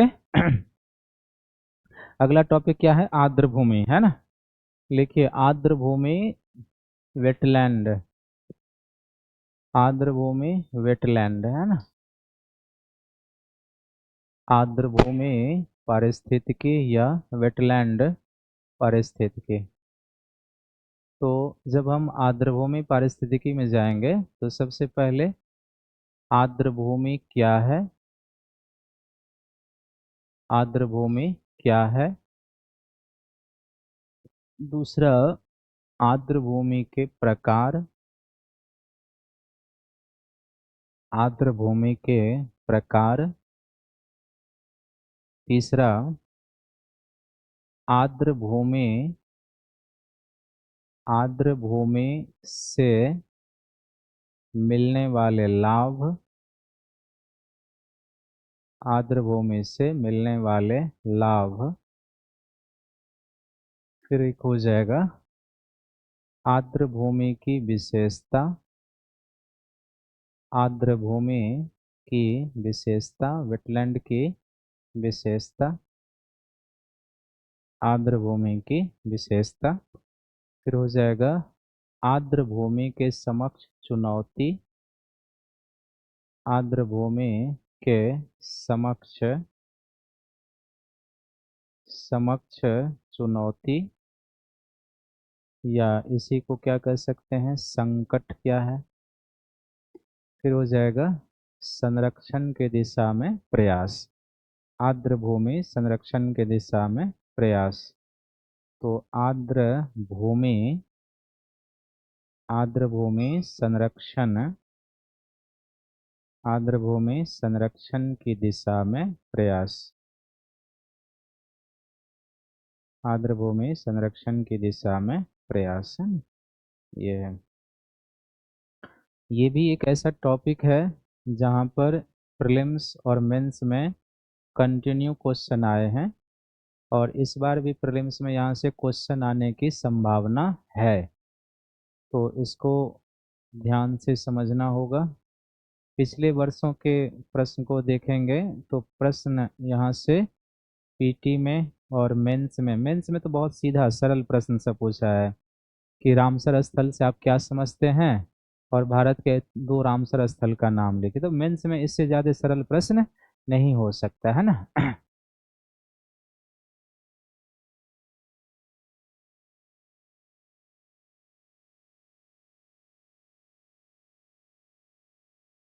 क्लियर है। संरक्षण के दिशा में किए जा रहे प्रयास है। प्रश्न जो यहाँ पर पूछा है ना प्रीलिम्स में, एक तो कई बार प्रश्न ऐसे पूछे जैसे भारत में अभी 98 रामसर स्थल हैं, हो गया ना जी। तो 98 रामसर स्थल हैं आज के डेट में भारत में। तो कुछ रामसर स्थल और सामने में राज्य कि कौन सा रामसर स्थल किस राज्य में अवस्थित है, कभी इस तरीके के क्वेश्चन पूछे गए हैं। ये क्वेश्चन अगर जो लिस्ट है रामसर स्थल की एक बार दिमाग से गो थ्रू कर दिया जाए, ऐसे क्वेश्चन आराम से बनाए जा सकते हैं। दूसरा, जो रामसर स्थल पर प्रश्न पूछे जाएंगे या पूछे जाने चाहिए, जैसे 2025 में कई सारे भारत के स्थल को रामसर स्थल का दर्जा दिया गया है। तो उसके ऊपर प्रश्न पूछ सकता है कि हाल ही में जिसको रामसर स्थल का दर्जा दिया गया है, इसके बारे में क्या सही है और क्या गलत है। तो उसके बारे में कम से कम जो रिसेंट 8-10 है जिसको 2025 में मिला है और 2026 में आप पीटी देने जाएंगे, तो उसके ऊपर काम करने की ज़रूरत है कि वहाँ से क्वेश्चन आपसे प्रीलिम्स में पूछेंगे। तीसरा, लेजिस्लेशन पर यानी कि आर्द्र भूमि संरक्षण के लिए जो प्रयास है, चाहे अंतर्राष्ट्रीय प्रयास हो या राष्ट्रीय प्रयास, यहाँ से क्वेश्चन प्रायः पूछे गए हैं और पूछे जाएंगे। तो पहले हम लोग पढ़ते हैं, फिर करंट वाले पार्ट में जो करंट वाला होगा वो हम पीडीएफ के थ्रू आपकी यात्रा करा देंगे, क्योंकि मान लो 8-10 करंट वाले हैं, अब सबको लिखाना संभव तो होगा नहीं। तो हम क्या करेंगे, उस सारे लिस्ट को देख लेंगे कि हाँ नए वाले कौन है, कहाँ पर है और उनकी क्या विशेषता है। तो अगर क्वेश्चन वहाँ से आएगा तो वो कवर हो जाएगा, बाकी सारी चीज़ें यहाँ पर कर लेंगे। तो अगर रामसर स्थल पढ़ना हो और रामसर स्थल के बारे में जानना हो या आर्द्रभूमि के बारे में, तो अगर इस तरह का इमेज है इसको हम कहेंगे कि आर्द्रभूमि है या कोई वेटलैंड है। तो इस इमेज को देखकर अगर आपको आर्द्रभूमि के बारे में लिखना हो तो आप क्या लिखेंगे, आर्द्रभूमि किसको कहेंगे। हम्म, इमेज है ना सामने में जी। तो इस इमेज को देखकर कुछ तो लिखा जा सकता है। कि इस तरह का जो क्षेत्र होगा उसको हम क्या कहेंगे, आर्द्र भूमि कहेंगे। पानी वाला क्षेत्र होगा, ठीक है, पानी वाला क्षेत्र है क्योंकि पानी है। और क्या होगा, पक्षियों का निवास स्थान हो क्योंकि बगुला भगत है इसमें। बाढ़, बाढ़ग्रस्त क्षेत्र हो सकता है, ठीक है, वो भी सही। नहरें भी हो सकती है, वो भी सही। सरोवर भी हो सकता है, वो भी सही है। पानी, ऑनलाइन वाले भी लिख रहे हैं कि पानी के भराव वाले भी हो सकते हैं। सर अभी लिखना है क्वेश्चन का आंसर या कल लिख कर लाना है? आप अभी तो नहीं लिखिए, कल लिख कर लाएंगे तो हम तो नहीं देख पाएंगे क्योंकि आप तो ऑनलाइन हैं, है ना। तो आप लोगों को वो प्रश्न लिखना है जो लिखाए हैं। क्या? हाँ, आप लोगों का देख सकते हैं, क्यों नहीं, लेकिन लिख के लाना होगा उसके लिए। हाँ, 250 शब्दों में लिखना होगा। तो यही है आर्द्र भूमि। अब इसमें क्या बताएं आपको, समझ में आ गया ना। अब इमेज दिखा दिया किसी का तो समझ में नहीं आएगा। कुछ विदेशी आगमन वाले जंतु होंगे। दलदल एरिया, देखो ऑनलाइन वाले अब लिख रहे हैं सर ब्लू फ्लैग प्रमा प्रमाणित 12 हैं। यार एक बार उसको देख लो ना, 12 हैं तो 12, 2, 14 नहीं है।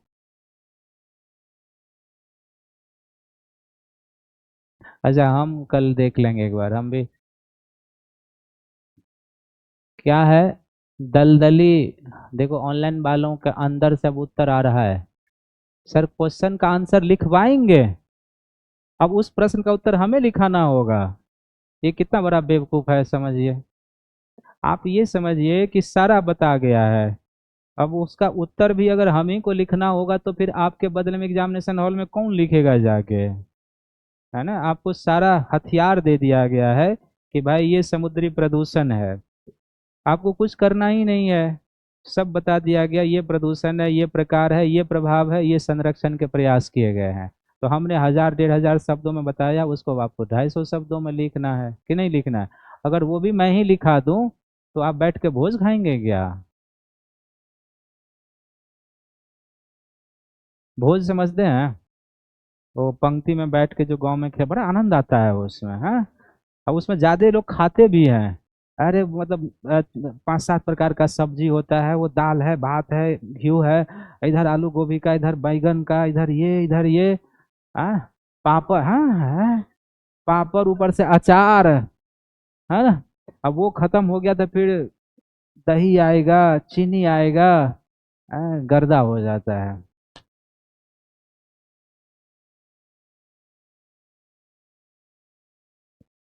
देखो ऑनलाइन वाले लिख रहे हैं, हाँ भोज, महाभोज।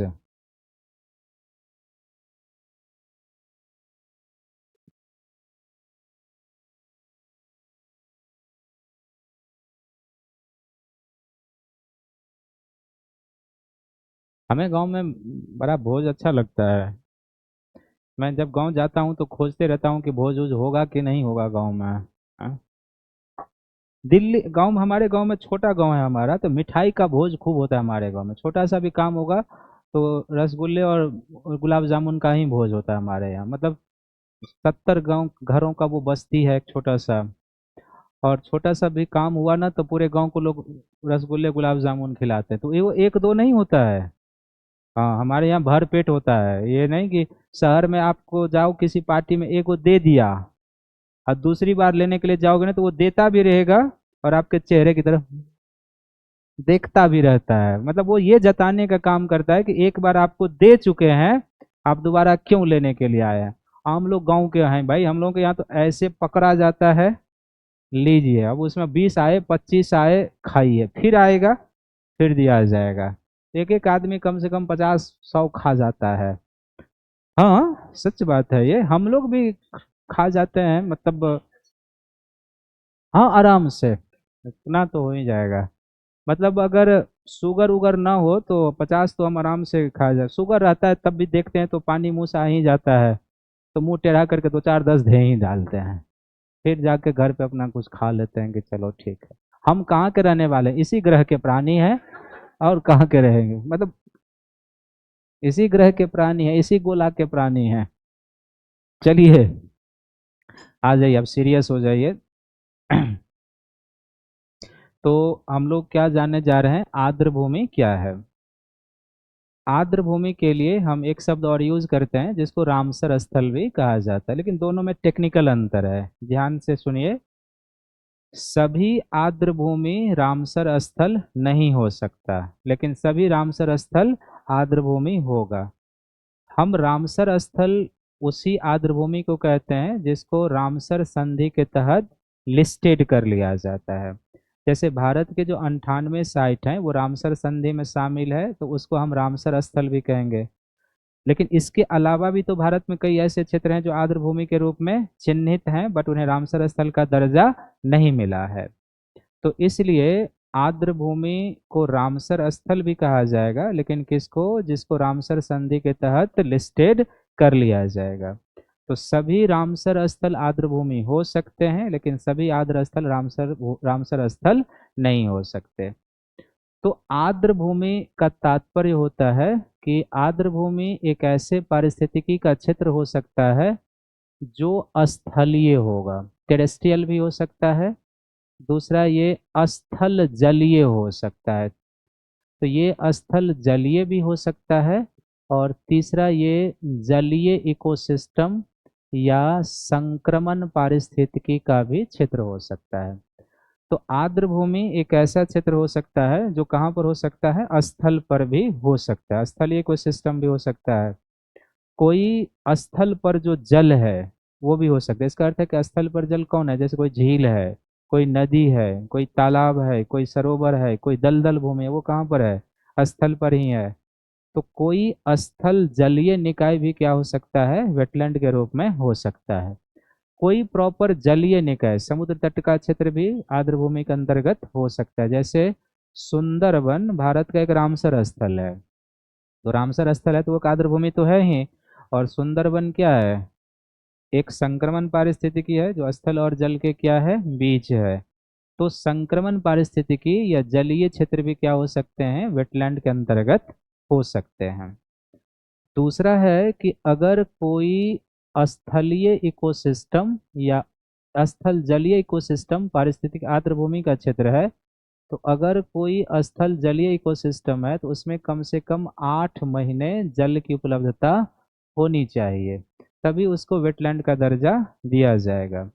और अगर कोई तटीय या संक्रमण पारिस्थितिकी वेटलैंड का पार्ट है तो वहां पर निम्न ज्वार के समय भी जल की गहराई 6 मीटर से अधिक नहीं होना चाहिए। यानी कि मान लीजिए भारत का कोई तटीय क्षेत्र है और अगर वो तटीय क्षेत्र ज्वार से प्रभावित है और उसको वेटलैंड का दर्जा मिलना है, तो ऐसे क्षेत्र में जब टाइड आएगा तो टाइड के समय भी, खासकर लो टाइड के समय भी, यहाँ पर जल की गहराई 6 मीटर से अधिक नहीं होना चाहिए। तीसरा, ये जो क्षेत्र होगा और किस पर, तो ऐसे तीसरा है कि ये जो क्षेत्र होते हैं ये प्रवासी पक्षियों के आश्रय स्थल होनी चाहिए। जो माइग्रेटरी बर्ड होते हैं जो विदेशों से भारत की ओर आए, तो ऐसे अवसरों का क्या होना चाहिए, वो संरक्षण होना चाहिए।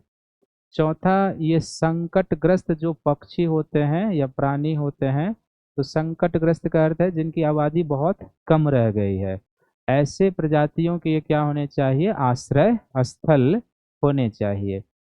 पांचवा, ये क्या होना चाहिए, सौंदर्य महत्व का होना चाहिए। जैसे ये क्या देखने में सुंदर नहीं लगता है, तो सौंदर्यात्मक महत्व का क्या होना चाहिए, होना चाहिए। छठा, ये ऐसे स्थल होना चाहिए जो फोटोग्राफर हो, वाइल्ड लाइफ विशेषज्ञ हो। तो फोटोग्राफर और वाइल्ड लाइफ विशेषज्ञों को क्या करने वाला हो, आकर्षित करने वाला हो। तो इस तरीके का अगर कोई इकोसिस्टम है तो उस इकोसिस्टम को आर्द्र भूमि का दर्जा दिया जा सकता है। अब ये है, इस पर अब आप सोचिए कि कौन से ऐसे क्षेत्र हो सकते हैं जिनको वेटलैंड का दर्जा दिया जा सकता है। तो क्या कोई नेशनल पार्क हो सकता है वेटलैंड के अंतर्गत, होगा। जैसे राजस्थान में केवलादेव नेशनल पार्क है, वो एक वेटलैंड है और भारत का रामसर स्थल भी है। तो नेशनल पार्क भी हो सकता है, इसका अर्थ है कि इसमें संरक्षित क्षेत्र भी आ सकते हैं। क्या इसमें कोई जो झील हो, कोई तालाब हो, कोई सरोवर हो, आ सकता है? तो झील, तालाब, सरोवर इस तरह के आ सकते हैं। इसमें जो है सो कोई नदी का क्षेत्र भी आ सकता है, यस या नो? नदी का क्षेत्र जैसे भारत में ऊपरी गंगा नदी जो है ब्रज घाट से नरौरा तक, जो यूपी के बुलंदशहर में है, तो ब्रज घाट से नरौरा तक जो ऊपरी गंगा नदी है वो एक रामसर स्थल के रूप में लिस्टेड है।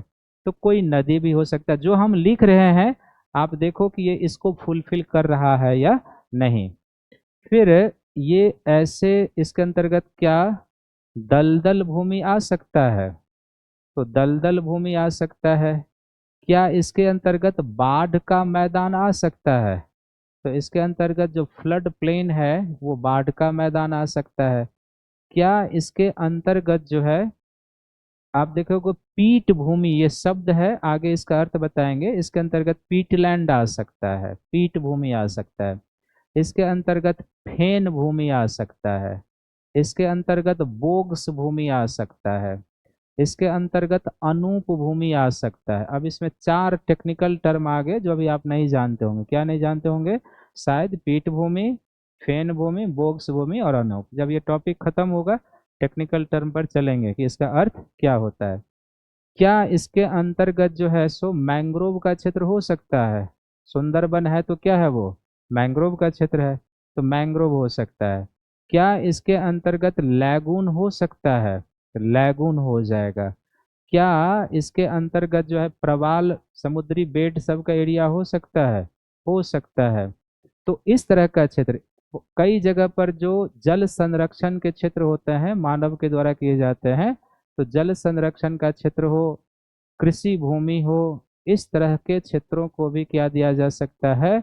आर्द्र भूमि का दर्जा, या रामसर स्थल के तहत वो जा सकता है। तो आर्द्र भूमि हम उस पारिस्थितिकी को कहेंगे जो क्या होना चाहिए? स्थलीय इकोसिस्टम हो सकता है, स्थल जलीय इकोसिस्टम हो सकता है, और तटीय या संक्रमण पारिस्थितिकी का वो क्षेत्र हो सकता है। अब अगर कोई स्थल जलीय इकोसिस्टम है तो वर्ष के कितने महीने तक? 8 महीने तक वहां पर जल होना चाहिए। अगर वो संक्रमण इकोसिस्टम है तो निम्न ज्वार के समय भी वहां पर जल की गहराई 6 मीटर से ज्यादा नहीं होना चाहिए। प्रवासी पक्षी का क्या हो? आश्रय स्थल हो। संकटग्रस्त प्राणी पक्षी का क्या हो? आश्रय स्थल। सौंदर्य महत्व का हो। फोटोग्राफी और वाइल्ड लाइफ विशेषज्ञों को क्या करता हो? आकर्षित करता हो। और सातवां ये भी जान लीजिए कि ऐसे क्षेत्र होना चाहिए बड़ी संख्या में पक्षी प्रजाति का समर्थन करता हो, कम से कम 2000 प्रकार की पक्षी प्रजाति का समर्थन करने वाला ये क्षेत्र होना चाहिए। तो उस आधार पर कोई नेशनल पार्क, कोई झील, कोई नदी, कोई दलदल भूमि, कोई बाढ़ मैदान, कोई पीठ भूमि, कोई फेन भूमि, कोई बोग्स, कोई अनूप, कोई मैंग्रोव, कोई लैगून, कोई प्रवाल, जल संरक्षण, ये सारे क्षेत्र क्या हो सकते हैं? वेटलैंड में शामिल किए जा सकते हैं। आई बात समझ में? लिखिए इसको पॉइंट 4 में लिखेंगे पॉइंट 4 में। पहला पॉइंट लिखिए, हेडिंग क्या हम लोगों का होना चाहिए? आर्द्र भूमि क्या है। तो हेडिंग होगा आर्द्र भूमि क्या है, और उसमें लिखिए पहला पॉइंट लिखिए। लिखिए आर्द्र भूमि, आर्द्र भूमि स्थलीय, आर्द्र भूमि स्थलीय, आर्द्र भूमि स्थलीय, कौमा स्थल जलीय, आर्द्र भूमि स्थलीय, कौमा स्थल जलीय एवं जलीय या संक्रमण, एवं जलीय या संक्रमण, एवं जलीय या संक्रमण पारिस्थितिकी के क्षेत्र हो सकते हैं। जलीय एवं संक्रमण पारिस्थितिकी के क्षेत्र हो सकते हैं। संक्रमण पारिस्थितिकी के क्षेत्र हो सकते हैं। दूसरा पॉइंट देखिए, यदि वह, यदि वह, दूसरा पॉइंट, यदि वह स्थलीय पारिस्थितिक तंत्र है, यदि वह स्थलीय पारिस्थितिक तंत्र है, यदि वह स्थलीय पारिस्थितिक तंत्र है तो कम से कम वर्ष के कम से कम वर्ष के 8 महीने जल की उपलब्धता होनी चाहिए। तो कम से कम वर्ष के 8 महीने जल की उपलब्धता होनी चाहिए। और यदि वह तटीय या संक्रमण पारिस्थितिकी है और यदि वह तटीय या संक्रमण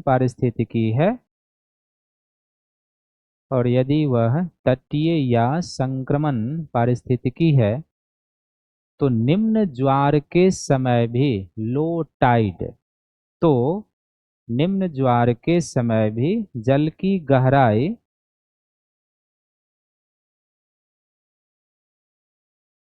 तो निम्न ज्वार के समय भी जल की गहराई 6 मीटर से अधिक नहीं होना चाहिए।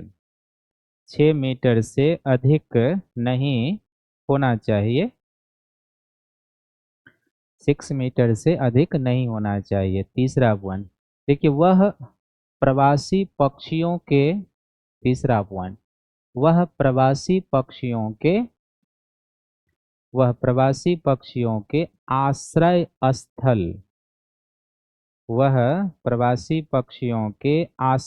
स्थल के रूप में कार्य करता हो।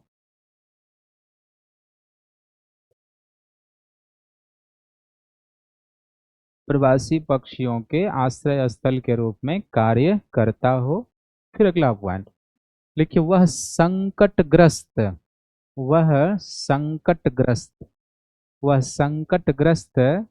प्रजातियों का संरक्षण केंद्र हो। वह संकटग्रस्त प्रजातियों का संरक्षण केंद्र हो। वह संकटग्रस्त प्रजातियों का संरक्षण केंद्र हो। फिर अगला पॉइंट देखिए, वह सौंदर्य महत्व का हो। जैसे आप लोग हैं, वह सौंदर्य महत्व का हो। फिर अगला पॉइंट देखिए, वह फोटोग्राफर और वाइल्ड विशेषज्ञ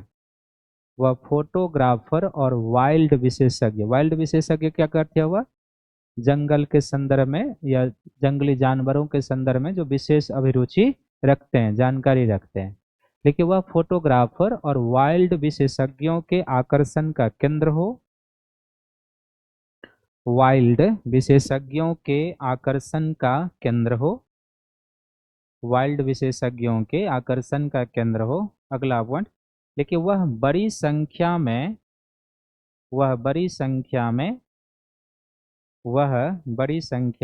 पक्षी प्रजाति का समर्थन करता हो। वह बड़ी संख्या में पक्षी प्रजाति का समर्थन करता हो। ठीक है, तो नीचे में एरो लीजिए ऐसे करके और लिखिए पॉइंट बना के, पक्षी प्रजाति का समर्थन करता हो, नीचे एरो और पॉइंट बना के लिखिए उपरोक्त आधार पर, यानी जो ऊपर हम लोगों ने 7-8 पॉइंट लिखे हैं। लिखिए उपरोक्त आधार पर कोई नेशनल पार्क कॉमा दे देके, उपरोक्त आधार पर कोई नेशनल पार्क, झील, तालाब, सरोवर ऑब्लिक दे देके, झील, तालाब, सरोवर, कॉमा नदी, कॉमा दलदल भूमि, नदी, कॉमा दलदल भूमि, कॉमा बाढ़ का मैदान, दलदल भूमि, कॉमा बाढ़ का मैदान, कॉमा पीठ भूमि, पीटलैंड, पीठ भूमि, फेन भूमि, बोग्स भूमि, फेन भूमि, बोग्स आधा गो और स संयुक्त है, बोग्स भूमि, अनूप भूमि, मैंग्रोव के क्षेत्र, मैंग्रोव के क्षेत्र, लैगून, मैंग्रोव के क्षेत्र, लैगून, प्रवाल, लैगून, प्रवाल, जल संरक्षण के क्षेत्र, जल संरक्षण के क्षेत्र, कृषि भूमि इत्यादि, जल संरक्षण के क्षेत्र, कृषि भूमि इत्यादि आर्द्र भूमि में शामिल हो सकते हैं, इत्यादि आर्द्र भूमि में शामिल हो सकते हैं। क्लियर है? तो ये सारी चीजें किस में आ सकते हैं? वेटलैंड की सूची में आ सकते हैं। इत्यादि आर्द्र भूमि में शामिल हो सकते हैं। क्लियर है? तो आर्द्र भूमि क्या हम लोग जान गए। दूसरा लिखेंगे आर्द्र भूमि का वर्गीकरण, आर्द्र भूमि का वर्गीकरण, आर्द्र भूमि का, आर्द्र भूमि का वर्गीकरण। तो बड़े तौर पर अगर देखा जाए ना, तो आर्द्र भूमि को हम दो कैटेगरी में रख सकते हैं। एक प्राकृतिक आर्द्र भूमि, यानी कि जिसको प्रकृति ने बनाया है, प्राकृतिक आर्द्र भूमि, तो नेचुरल वेटलैंड। और दूसरा मानवीय आर्द्र भूमि, जिसको मानव ने बनाया है, तो मानवीय आर्द्र भूमि। तो बड़े तौर पर हम वेटलैंड का वर्गीकरण दो तरीके से करते हैं। एक ऐसे आर्द्र भूमि जिसको प्रकृति ने बनाया हो, और एक ऐसी आर्द्र भूमि जिसको किसने बनाया हो, मानव ने बनाया है। यानी कि कुछ ऐसी मानवीय संरचनाएं हो सकती है जो आर्द्र भूमि या रामसर स्थल में शामिल हो सकता है, और प्राकृतिक क्षेत्र आर्द्र भूमि या रामसर स्थल में हो सकता है। तो जो प्राकृतिक क्षेत्र आर्द्र भूमि में होगा उसको भी हम दो भागों में रख सकते हैं। दो भागों में क्या रख सकते हैं? तो एक हो सकता है तटीय या संक्रमण, तटीय या संक्रमण आर्द्र भूमि, तटीय या संक्रमण आर्द्र भूमि। तो प्रकृति के निर्मित एक क्षेत्र ऐसा हो सकता है वेटलैंड जो तटों के पास तटीय क्षेत्र में है, तो तटीय या संक्रमण आर्द्र भूमि। और दूसरा क्या हो सकता है? आंतरिक या अंतः स्थलीय, है ना, अंतः स्थलीय आर्द्र भूमि, अंतः स्थलीय आर्द्र भूमि। अंतः स्थलीय आर्द्र भूमि का क्या अर्थ हुआ? जो मुख्य भूमि के अंदर है। भारत में अगर मुख्य भूमि के अंदर है तो वो क्या है? अंतः स्थलीय आर्द्र भूमि। और फिर क्या है? तटीय आर्द्र भूमि। तो प्रकृति के द्वारा बनाए गए कुछ ऐसे तटीय क्षेत्र जो आर्द्र भूमि में जा सकते हैं, वो क्या हो सकता है? अब आप बताइए कुछ एग्जाम्पल उसी में से निकाल के। क्या इसमें लैगून आ सकता है? तो लैगून पारिस्थितिकी हो सकता है। क्या इसमें ज्वारनदमुख आ सकता है? तो ज्वारनदमुख तटीय पर्यावरण है, प्रकृति द्वारा बनाया हुआ है, तो ये हो जाएगा। क्या इसमें प्रवाल का क्षेत्र हो सकता है? क्या इसमें मैंग्रोव का क्षेत्र हो सकता है? तो प्रवाल, मैंग्रोव, ये सब सी बेड, समुद्री जो बेड होते हैं, नितल की चट्टानें, तो समुद्री बेड, इस तरह की चीजें जो तटीय क्षेत्र में है, ये हो सकता है। अंतः स्थलीय आर्द्र भूमि जो प्रकृति निर्मित हो सकती है, वो क्या हो सकता है? एक हो सकता है अगर प्रकृति के द्वारा बनाया गया कोई झील है ना, अगर कोई नदी का क्षेत्र है, तो झील है, नदी है, संरक्षित क्षेत्र है, यानी कि जो नेशनल पार्क या इस तरीके का क्षेत्र है, तो जो संरक्षित क्षेत्र है। इसी तरीके से जो दलदल भूमि है, ये कहाँ हो सकता है? समुद्र में तो नहीं होगा। तो जो दलदल भूमि है, अगर प्रकृति द्वारा, ऐसे ही अगर कोई बाढ़ का मैदान है, तो फ्लड प्लेन किसके द्वारा बनता है? प्रकृति के द्वारा। तो बाढ़ का मैदान है, तो झील, नदी कोई संरक्षित क्षेत्र है, दलदल भूमि है, बाढ़ का मैदान है। इस तरह से और क्या हो सकते हैं आप बताओ, क्या हो सकते हैं? झील है, नदी है, संरक्षित क्षेत्र है, दलदल भूमि है, बाढ़ का मैदान है, और प्रकृति अंदर में क्या बनाती है जिसको आर्द्र भूमि का दर्जा दिया जा सकता है या रामसर स्थल की श्रेणी में आ सकते हैं? क्या हो सकता है? हम्म।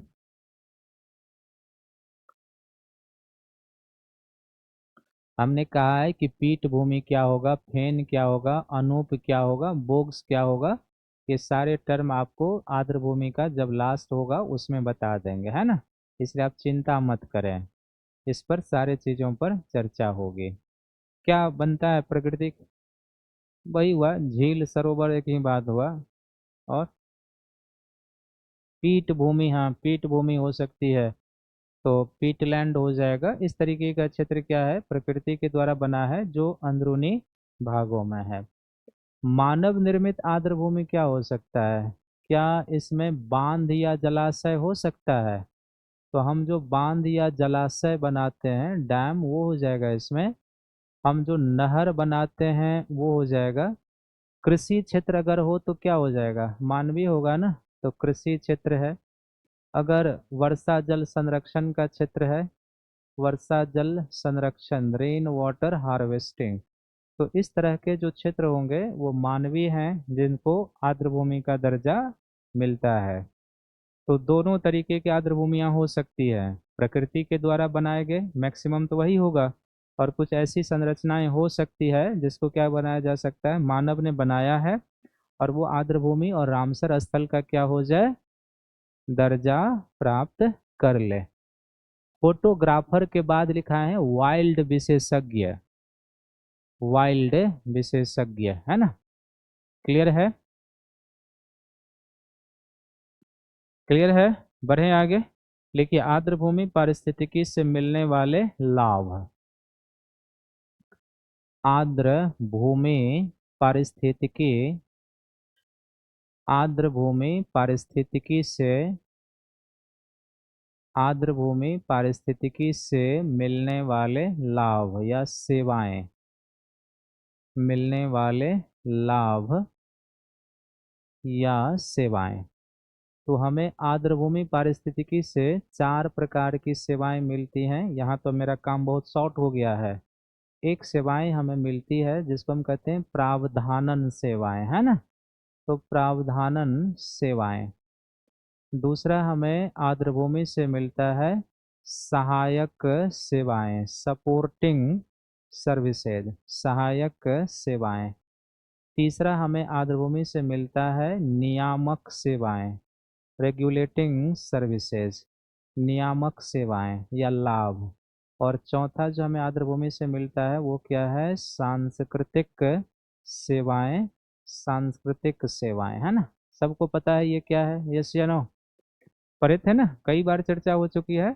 प्रावधानन सेवा मिलेगा, दूसरा क्या मिलेगा, सहायक सेवा, तीसरा नियामक सेवा, और चौथा क्या है, हम कुछ प्रश्न बनाते हैं।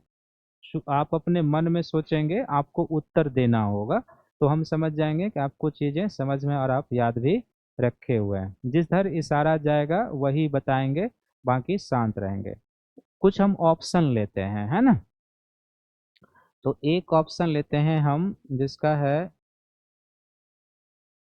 और हल्ला नहीं करना है नहीं तो आप लोग, हाँ, पर्यावरणीय, पर्यावरणीय शिक्षा। दूसरा हो जाए पर्यावरणीय शोध, पर्यावरणीय शोध। फिर हो जाए मनोरंजन, मनोरंजन। चौथा हो जाए नैतिक, नैतिक एवं आध्यात्मिक उत्थान, नैतिक एवं आध्यात्मिक उत्थान, नैतिक एवं आध्यात्मिक उत्थान। चार है ना। अगर प्रश्न ये है, ठीक है, आप बताओ, अगर आपसे प्रश्न ये पूछ ले कि इनमें से कौन पारिस्थितिक तंत्र की सांस्कृतिक सेवाएं हैं, तो क्या होगा इसका उत्तर। इसमें से कौन पारिस्थितिक तंत्र की सांस्कृतिक सेवाएं हैं, तो क्या होगा इसका उत्तर। आप बताइए क्या होगा इसका उत्तर, इनमें से कौन पारिस्थितिक तंत्र की सांस्कृतिक सेवाएं हैं।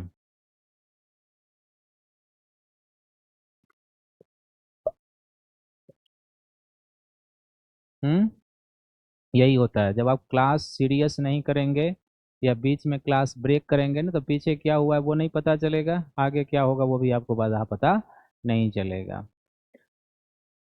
4। अब हमें क्या पता, हमने तो प्रश्न बनाया है, हमें पता रहता तो हम तो उत्तर बता ही दिए रहते, हमें नहीं पता है कि इसका उत्तर क्या होना है। 4 नंबर नहीं होगा। और ऊपर का 3, अच्छा यूपीएससी को टुकड़ों में उत्तर देंगे क्या? ऐसा तो नहीं होगा ना कि एक बार बी ले लो एक बार सी ले लो, अब फाइनली अब हमारा उत्तर डी हो रहा है। तीनों ने ना कलर कर देंगे, एक ही तो कलर करना होगा ना, आप बताइए। चारों होगा है ना, ये क्या है, पारिस्थितिक तंत्र की सांस्कृतिक सेवाएं हैं जिसमें क्या होगा, चारों हो जाएगा। तो ये हो गया पारिस्थितिक तंत्र की सांस्कृतिक सर्विसेज जिसमें क्या है, सभी शामिल है। ये तो बहुत हल्का था। अब थोड़ा टेढ़ा प्रश्न बनेगा, है ना। तो टेढ़े प्रश्न में पहला है परागन। परागन। दूसरा है मृदा निर्माण। दूसरा है मृदा निर्माण। तीसरा है पोषक तत्वों का, पोषक तत्वों का चक्रण। चौथा हो जाएगा पोषक तत्वों का चक्रण। और चौथा हो जाए आवास। आवास है ना। प्रश्न ये है कि इनमें से कौन पारिस्थितिक तंत्र की सहायक सेवाएं हैं, सपोर्टिंग सर्विसेज है, आप बताओ क्या है इसमें। पहला दूसरा, पहला दूसरा चौथा, आप बताओ। पहला दूसरा तीसरा, आप बताइए। पहला दूसरा और आप बताइए। पहला दूसरा और तीसरा, आप बताइए। 1 2 3, आप बताइए। सारे, आप बताइए। आप बताइए। ऑनलाइन वाले भी उत्तर कर सकते हैं। हाँ, आप बताइए क्या होगा इसमें, कौन पारिस्थितिक तंत्र की सहायक सेवा है। पहला तीसरा चौथा। पहला तीसरा चौथा, आप बताइए। सभी, ऐसे कैसे हो सकता है, आप बताइए। हाँ, आप बताइए।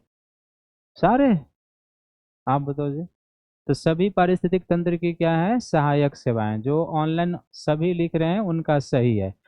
सहायक सेवा क्या है, जो दूसरे के लिए लाभदायक है। तो परागन है ना, दूसरे परागन नहीं होगा तो वनस्पति जो परागन पर निर्भर है वो विकसित होगा, नहीं होगा। और उस अगर परागन ना हो तो परागन करने वाले जीव भी खत्म हो जाएंगे धीरे धीरे। दूसरा मृदा निर्माण है ना, सहायक सेवा, मिट्टी बनेगा तभी तो उस वनस्पति को पोषक तत्व मृदा से मिलेगा। तीसरा क्या है, पोषक तत्वों का चक्रण। आप पर्यावरण पढ़े हैं ना भाई कि पोषक तत्वों का चक्रण ना हो तो ऊपरी जीवों के पास आहार जा पाएगा, नहीं जाएगा ना। तो पोषक तत्व का चक्रण क्या है, दूसरे जीवों के लिए सहायक है। और आवास, वृक्ष जो है वन्य जीवों को आवास देता है कि नहीं, जैव विविधता संरक्षण में उसकी क्या है, भूमिका है। तो प्रश्न तो ऐसे ही पूछेंगे कि कौन इसमें से पारिस्थितिक तंत्र की सहायक सेवाएं हैं, इस तरीके से पूछेगा आपसे, है ना। तो आपको थोड़ा सा लॉजिकली सोच सोच कर जाना होगा, रटना नहीं है इसमें, है ना। एक और प्रश्न है ना, जैसे एक हो जाए जलवायु परिमार्जन। जलवायु परिमार्जन, प्रदूषण नियंत्रण, प्रदूषण नियंत्रण, जल शुद्धिकरण, जल शुद्धिकरण। चौथा जल शुद्धिकरण। चौथा खाद्य पदार्थ, खाद्य पदार्थ की प्राप्ति, खाद्य पदार्थ की प्राप्ति। अब इसमें प्रश्न ये है कि इसमें से कौन पारिस्थितिक तंत्र की नियामक सेवाएं हैं, है ना, रेगुलेटिंग सर्विसेज हैं, आप बताइए क्या होगा। आप बताइए। हाँ, सभी होगा। आप, सभी होगा, आप बताइए। एक दो, आप सभी होगा। सभी होगा। आप बताइए क्या होगा। क्यों सब बोल रहे हैं इसीलिए। आप बताइए। एक दो तीन, आप बताइए। आप बताइए क्या होगा। सभी होगा। आप बताइए। एक दो तीन, आप बताओ जी। सभी होगा। अच्छा, प्रत्यक्ष प्रावधानन सेवा किसको कहते हैं। तो खाद्य पदार्थ तो प्रत्यक्ष ही मिलता है ना। तो इतनी छोटी छोटी बातों को अगर ध्यान में नहीं रखेंगे, इसमें से एक दो और तीन जो है पारिस्थितिक तंत्र की नियामक सेवाएं हैं, ये इसमें आ जाएगा। और जो खाद्य है ये तो डायरेक्ट ही मिलता है। कंद मूल फल फूल जो खाद्य पदार्थ है, जलीय निकाय है, मछली है, वो मिल रहा है, तो वो क्या है, भोज्य पदार्थ है जो आपको डायरेक्ट वहां से। अरे दिखा नहीं था, है ना। बाकी लोगों को दिख रहा था, हमको नहीं दिखा। तो चौथा जो है वो किस में चला जाएगा, प्रावधानन। जो मानव को किसी भी पर्यावरण से डायरेक्ट लाभ मिलता है, उसको हम क्या कहते हैं, प्रावधानन सेवा कहते हैं। तो खाद्य पदार्थ आपको क्या मिलता है, डायरेक्ट मिलता है। इस तरीके से प्रश्न कई बार पूछे गए हैं वेटलैंड पर भी, आप क्वेश्चन बैंक देखेंगे तो आपको मिलेंगे।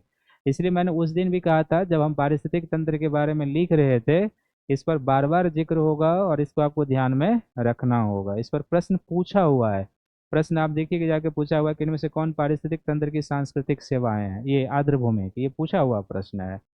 तो इस तरीके के प्रश्न आपसे पूछे जाएंगे। क्लियर है। तो नीचे में अगला हेडिंग क्या हो जाएगा,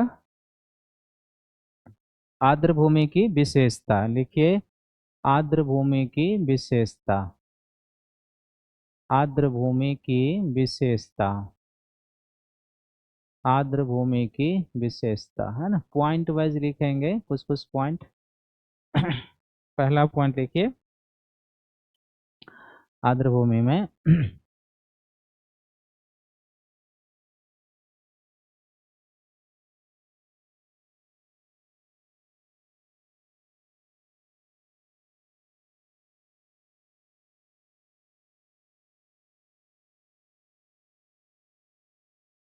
हाँ फिल्टर ये एक आदमी भाई साहब लिख रहे हैं, आलोक सिंह इनका नाम है, कि सर जैसे जलीय निकाय का पीएच मान कम हो रहा है, वो 7 की ओर आ रहा है, तो हम लोगों को जल की कमी नहीं होगी।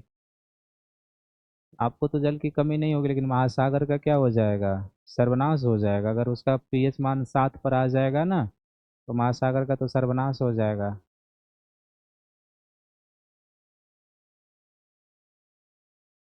अब एक भाई साहब लिख रहे हैं, सत्य नारायण इनका नाम है, सर प्रवासी पक्षी भारत में ही क्यों आते हैं और कहीं आते हैं कि नहीं।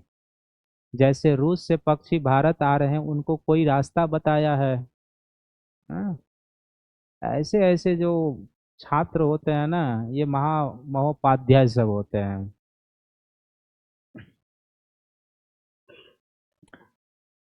किसी भी प्राणी में प्रवसन का आप देखो कि पंजाब के लोग अगर भारत में नहीं नौकरी मिलेंगे तो वो कहाँ भागेंगे, कनाडा भागते हैं। क्यों भागते हैं कनाडा, क्योंकि उसका एक पैटर्न है। जब आप गदर आंदोलन पढ़े होंगे तो देखे होंगे कि गदर आंदोलनकारी अधिकांश जो पंजाबी सेना के रिटायर्ड थे या सरदार लोग थे, वही जो वहाँ पर जाकर रोजगार रोटी की तलाश में गए थे, बस गए थे, वही थे।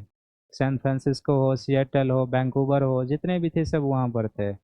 आज भी वो पैटर्न बना हुआ है कि अगर उन लोगों को कोई व्यवसाय करना भी है तो या तो भारत करेंगे या कनाडा की ओर निकल जाते हैं। अगर नहीं कुछ हुआ तो वो तो एक पैटर्न हो जाता है। उसी तरीके से आप जैसे दिल्ली पढ़ने के लिए आए, इसका कुछ ना कुछ कनेक्शन तो होगा ही। हो सकता है कोई सगे संबंधी, कोई दोस्त, कोई मित्र पहले दिल्ली आया हो और उसको ध्यान में रखते हुए आप भी माइग्रेशन कर लिए कि नहीं हमें भी क्या करना है, दिल्ली जाना है। पशु पक्षियों में भी होता है ना ये, कि एक गया तो वो दूसरे को क्या करता है, ले जाता है। तो ये प्रवास की प्रवृत्तियां होती हैं। और भारत इसलिए आते हैं क्योंकि उसके दो रीजन हैं। शीत ऋतु के या उच्च अक्षांश के जो जीव होते हैं ना, जब ठंड अधिक पड़ती है तो दो कारणों से वो माइग्रेट करते हैं।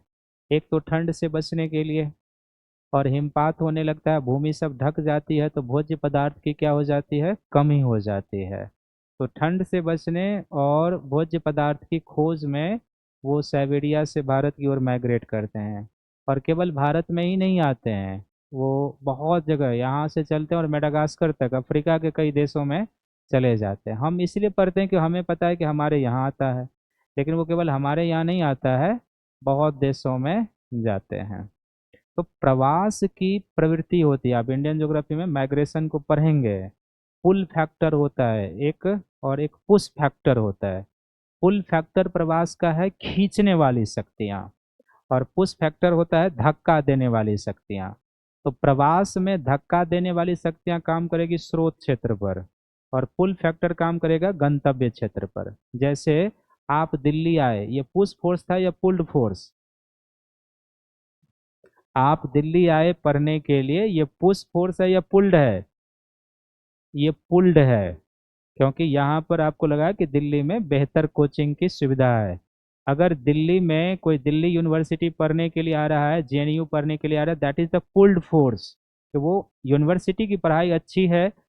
अगर कोई एम्स में इलाज करने के लिए आ रहा है, तो वो क्या है, पुल्ड फोर्स है, कि हेल्थ की दिल्ली में बेहतर फैसिलिटी है, जिसके कारण लोग आ रहा है। कहीं पर रोजगार है, that is the pulled force, क्योंकि रोजगार लोगों को क्या कर रहा है, आकर्षित कर रहा है।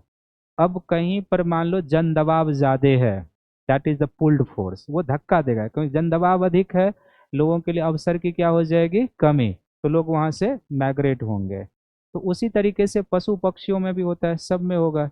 अगर मान लो साइबेरियन पक्षी को संसाधन वहीं मिल जाता, तो उनको क्या आने की जरूरत थी। लेकिन रिसोर्स की कमी हो जाती है, बर्फबारी होती है, ठंड होती है, प्रजनन करने के लिए भी वो आते हैं। तो तीन चार कारण है जिसके कारण वो आते हैं। तो माइग्रेशन का एक पैटर्न होता है कि दोनों जगह पर वो काम करेगा, स्रोत क्षेत्र पर भी और गंतव्य क्षेत्र पर भी।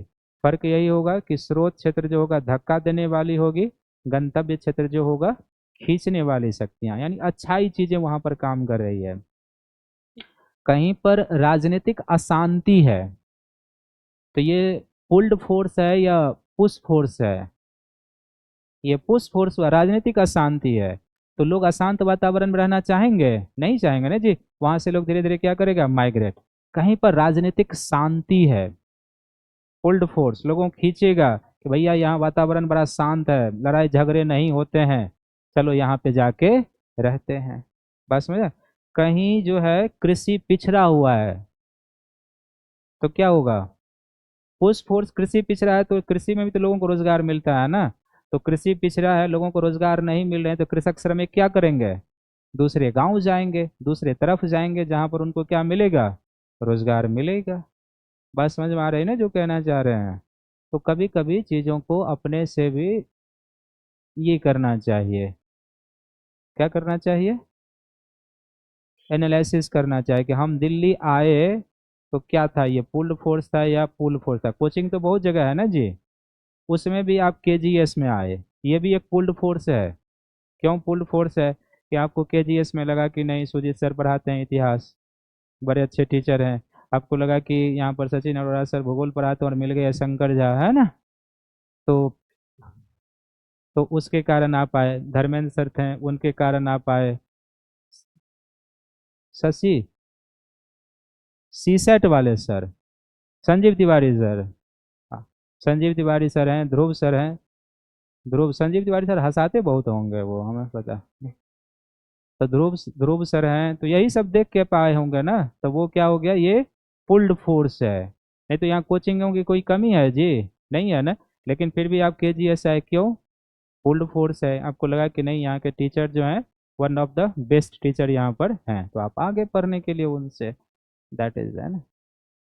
ठीक है। तो कहाँ पर थे, आज आप हम नहीं लिखाएंगे, अब कल लिखाएंगे, मेरा फास्टिंग भी है। अब कल पढ़ेंगे, यहाँ से हम मंगल करते हैं थोड़ा सा, बजरंगबली को थोड़ा सा, तो कल पढ़ेंगे यहाँ से आर्द्रभूमि की विशेषता, ठीक है। Thank you.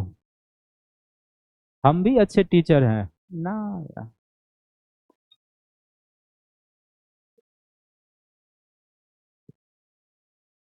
देखो एक कमेंट लिखा है, सभी ऑनलाइन क्यूट देवी देवियों को नमस्कार। मैं झूठ नहीं बोल रहा हूँ, देखो इस तरफ है। ठीक है, थैंक यू।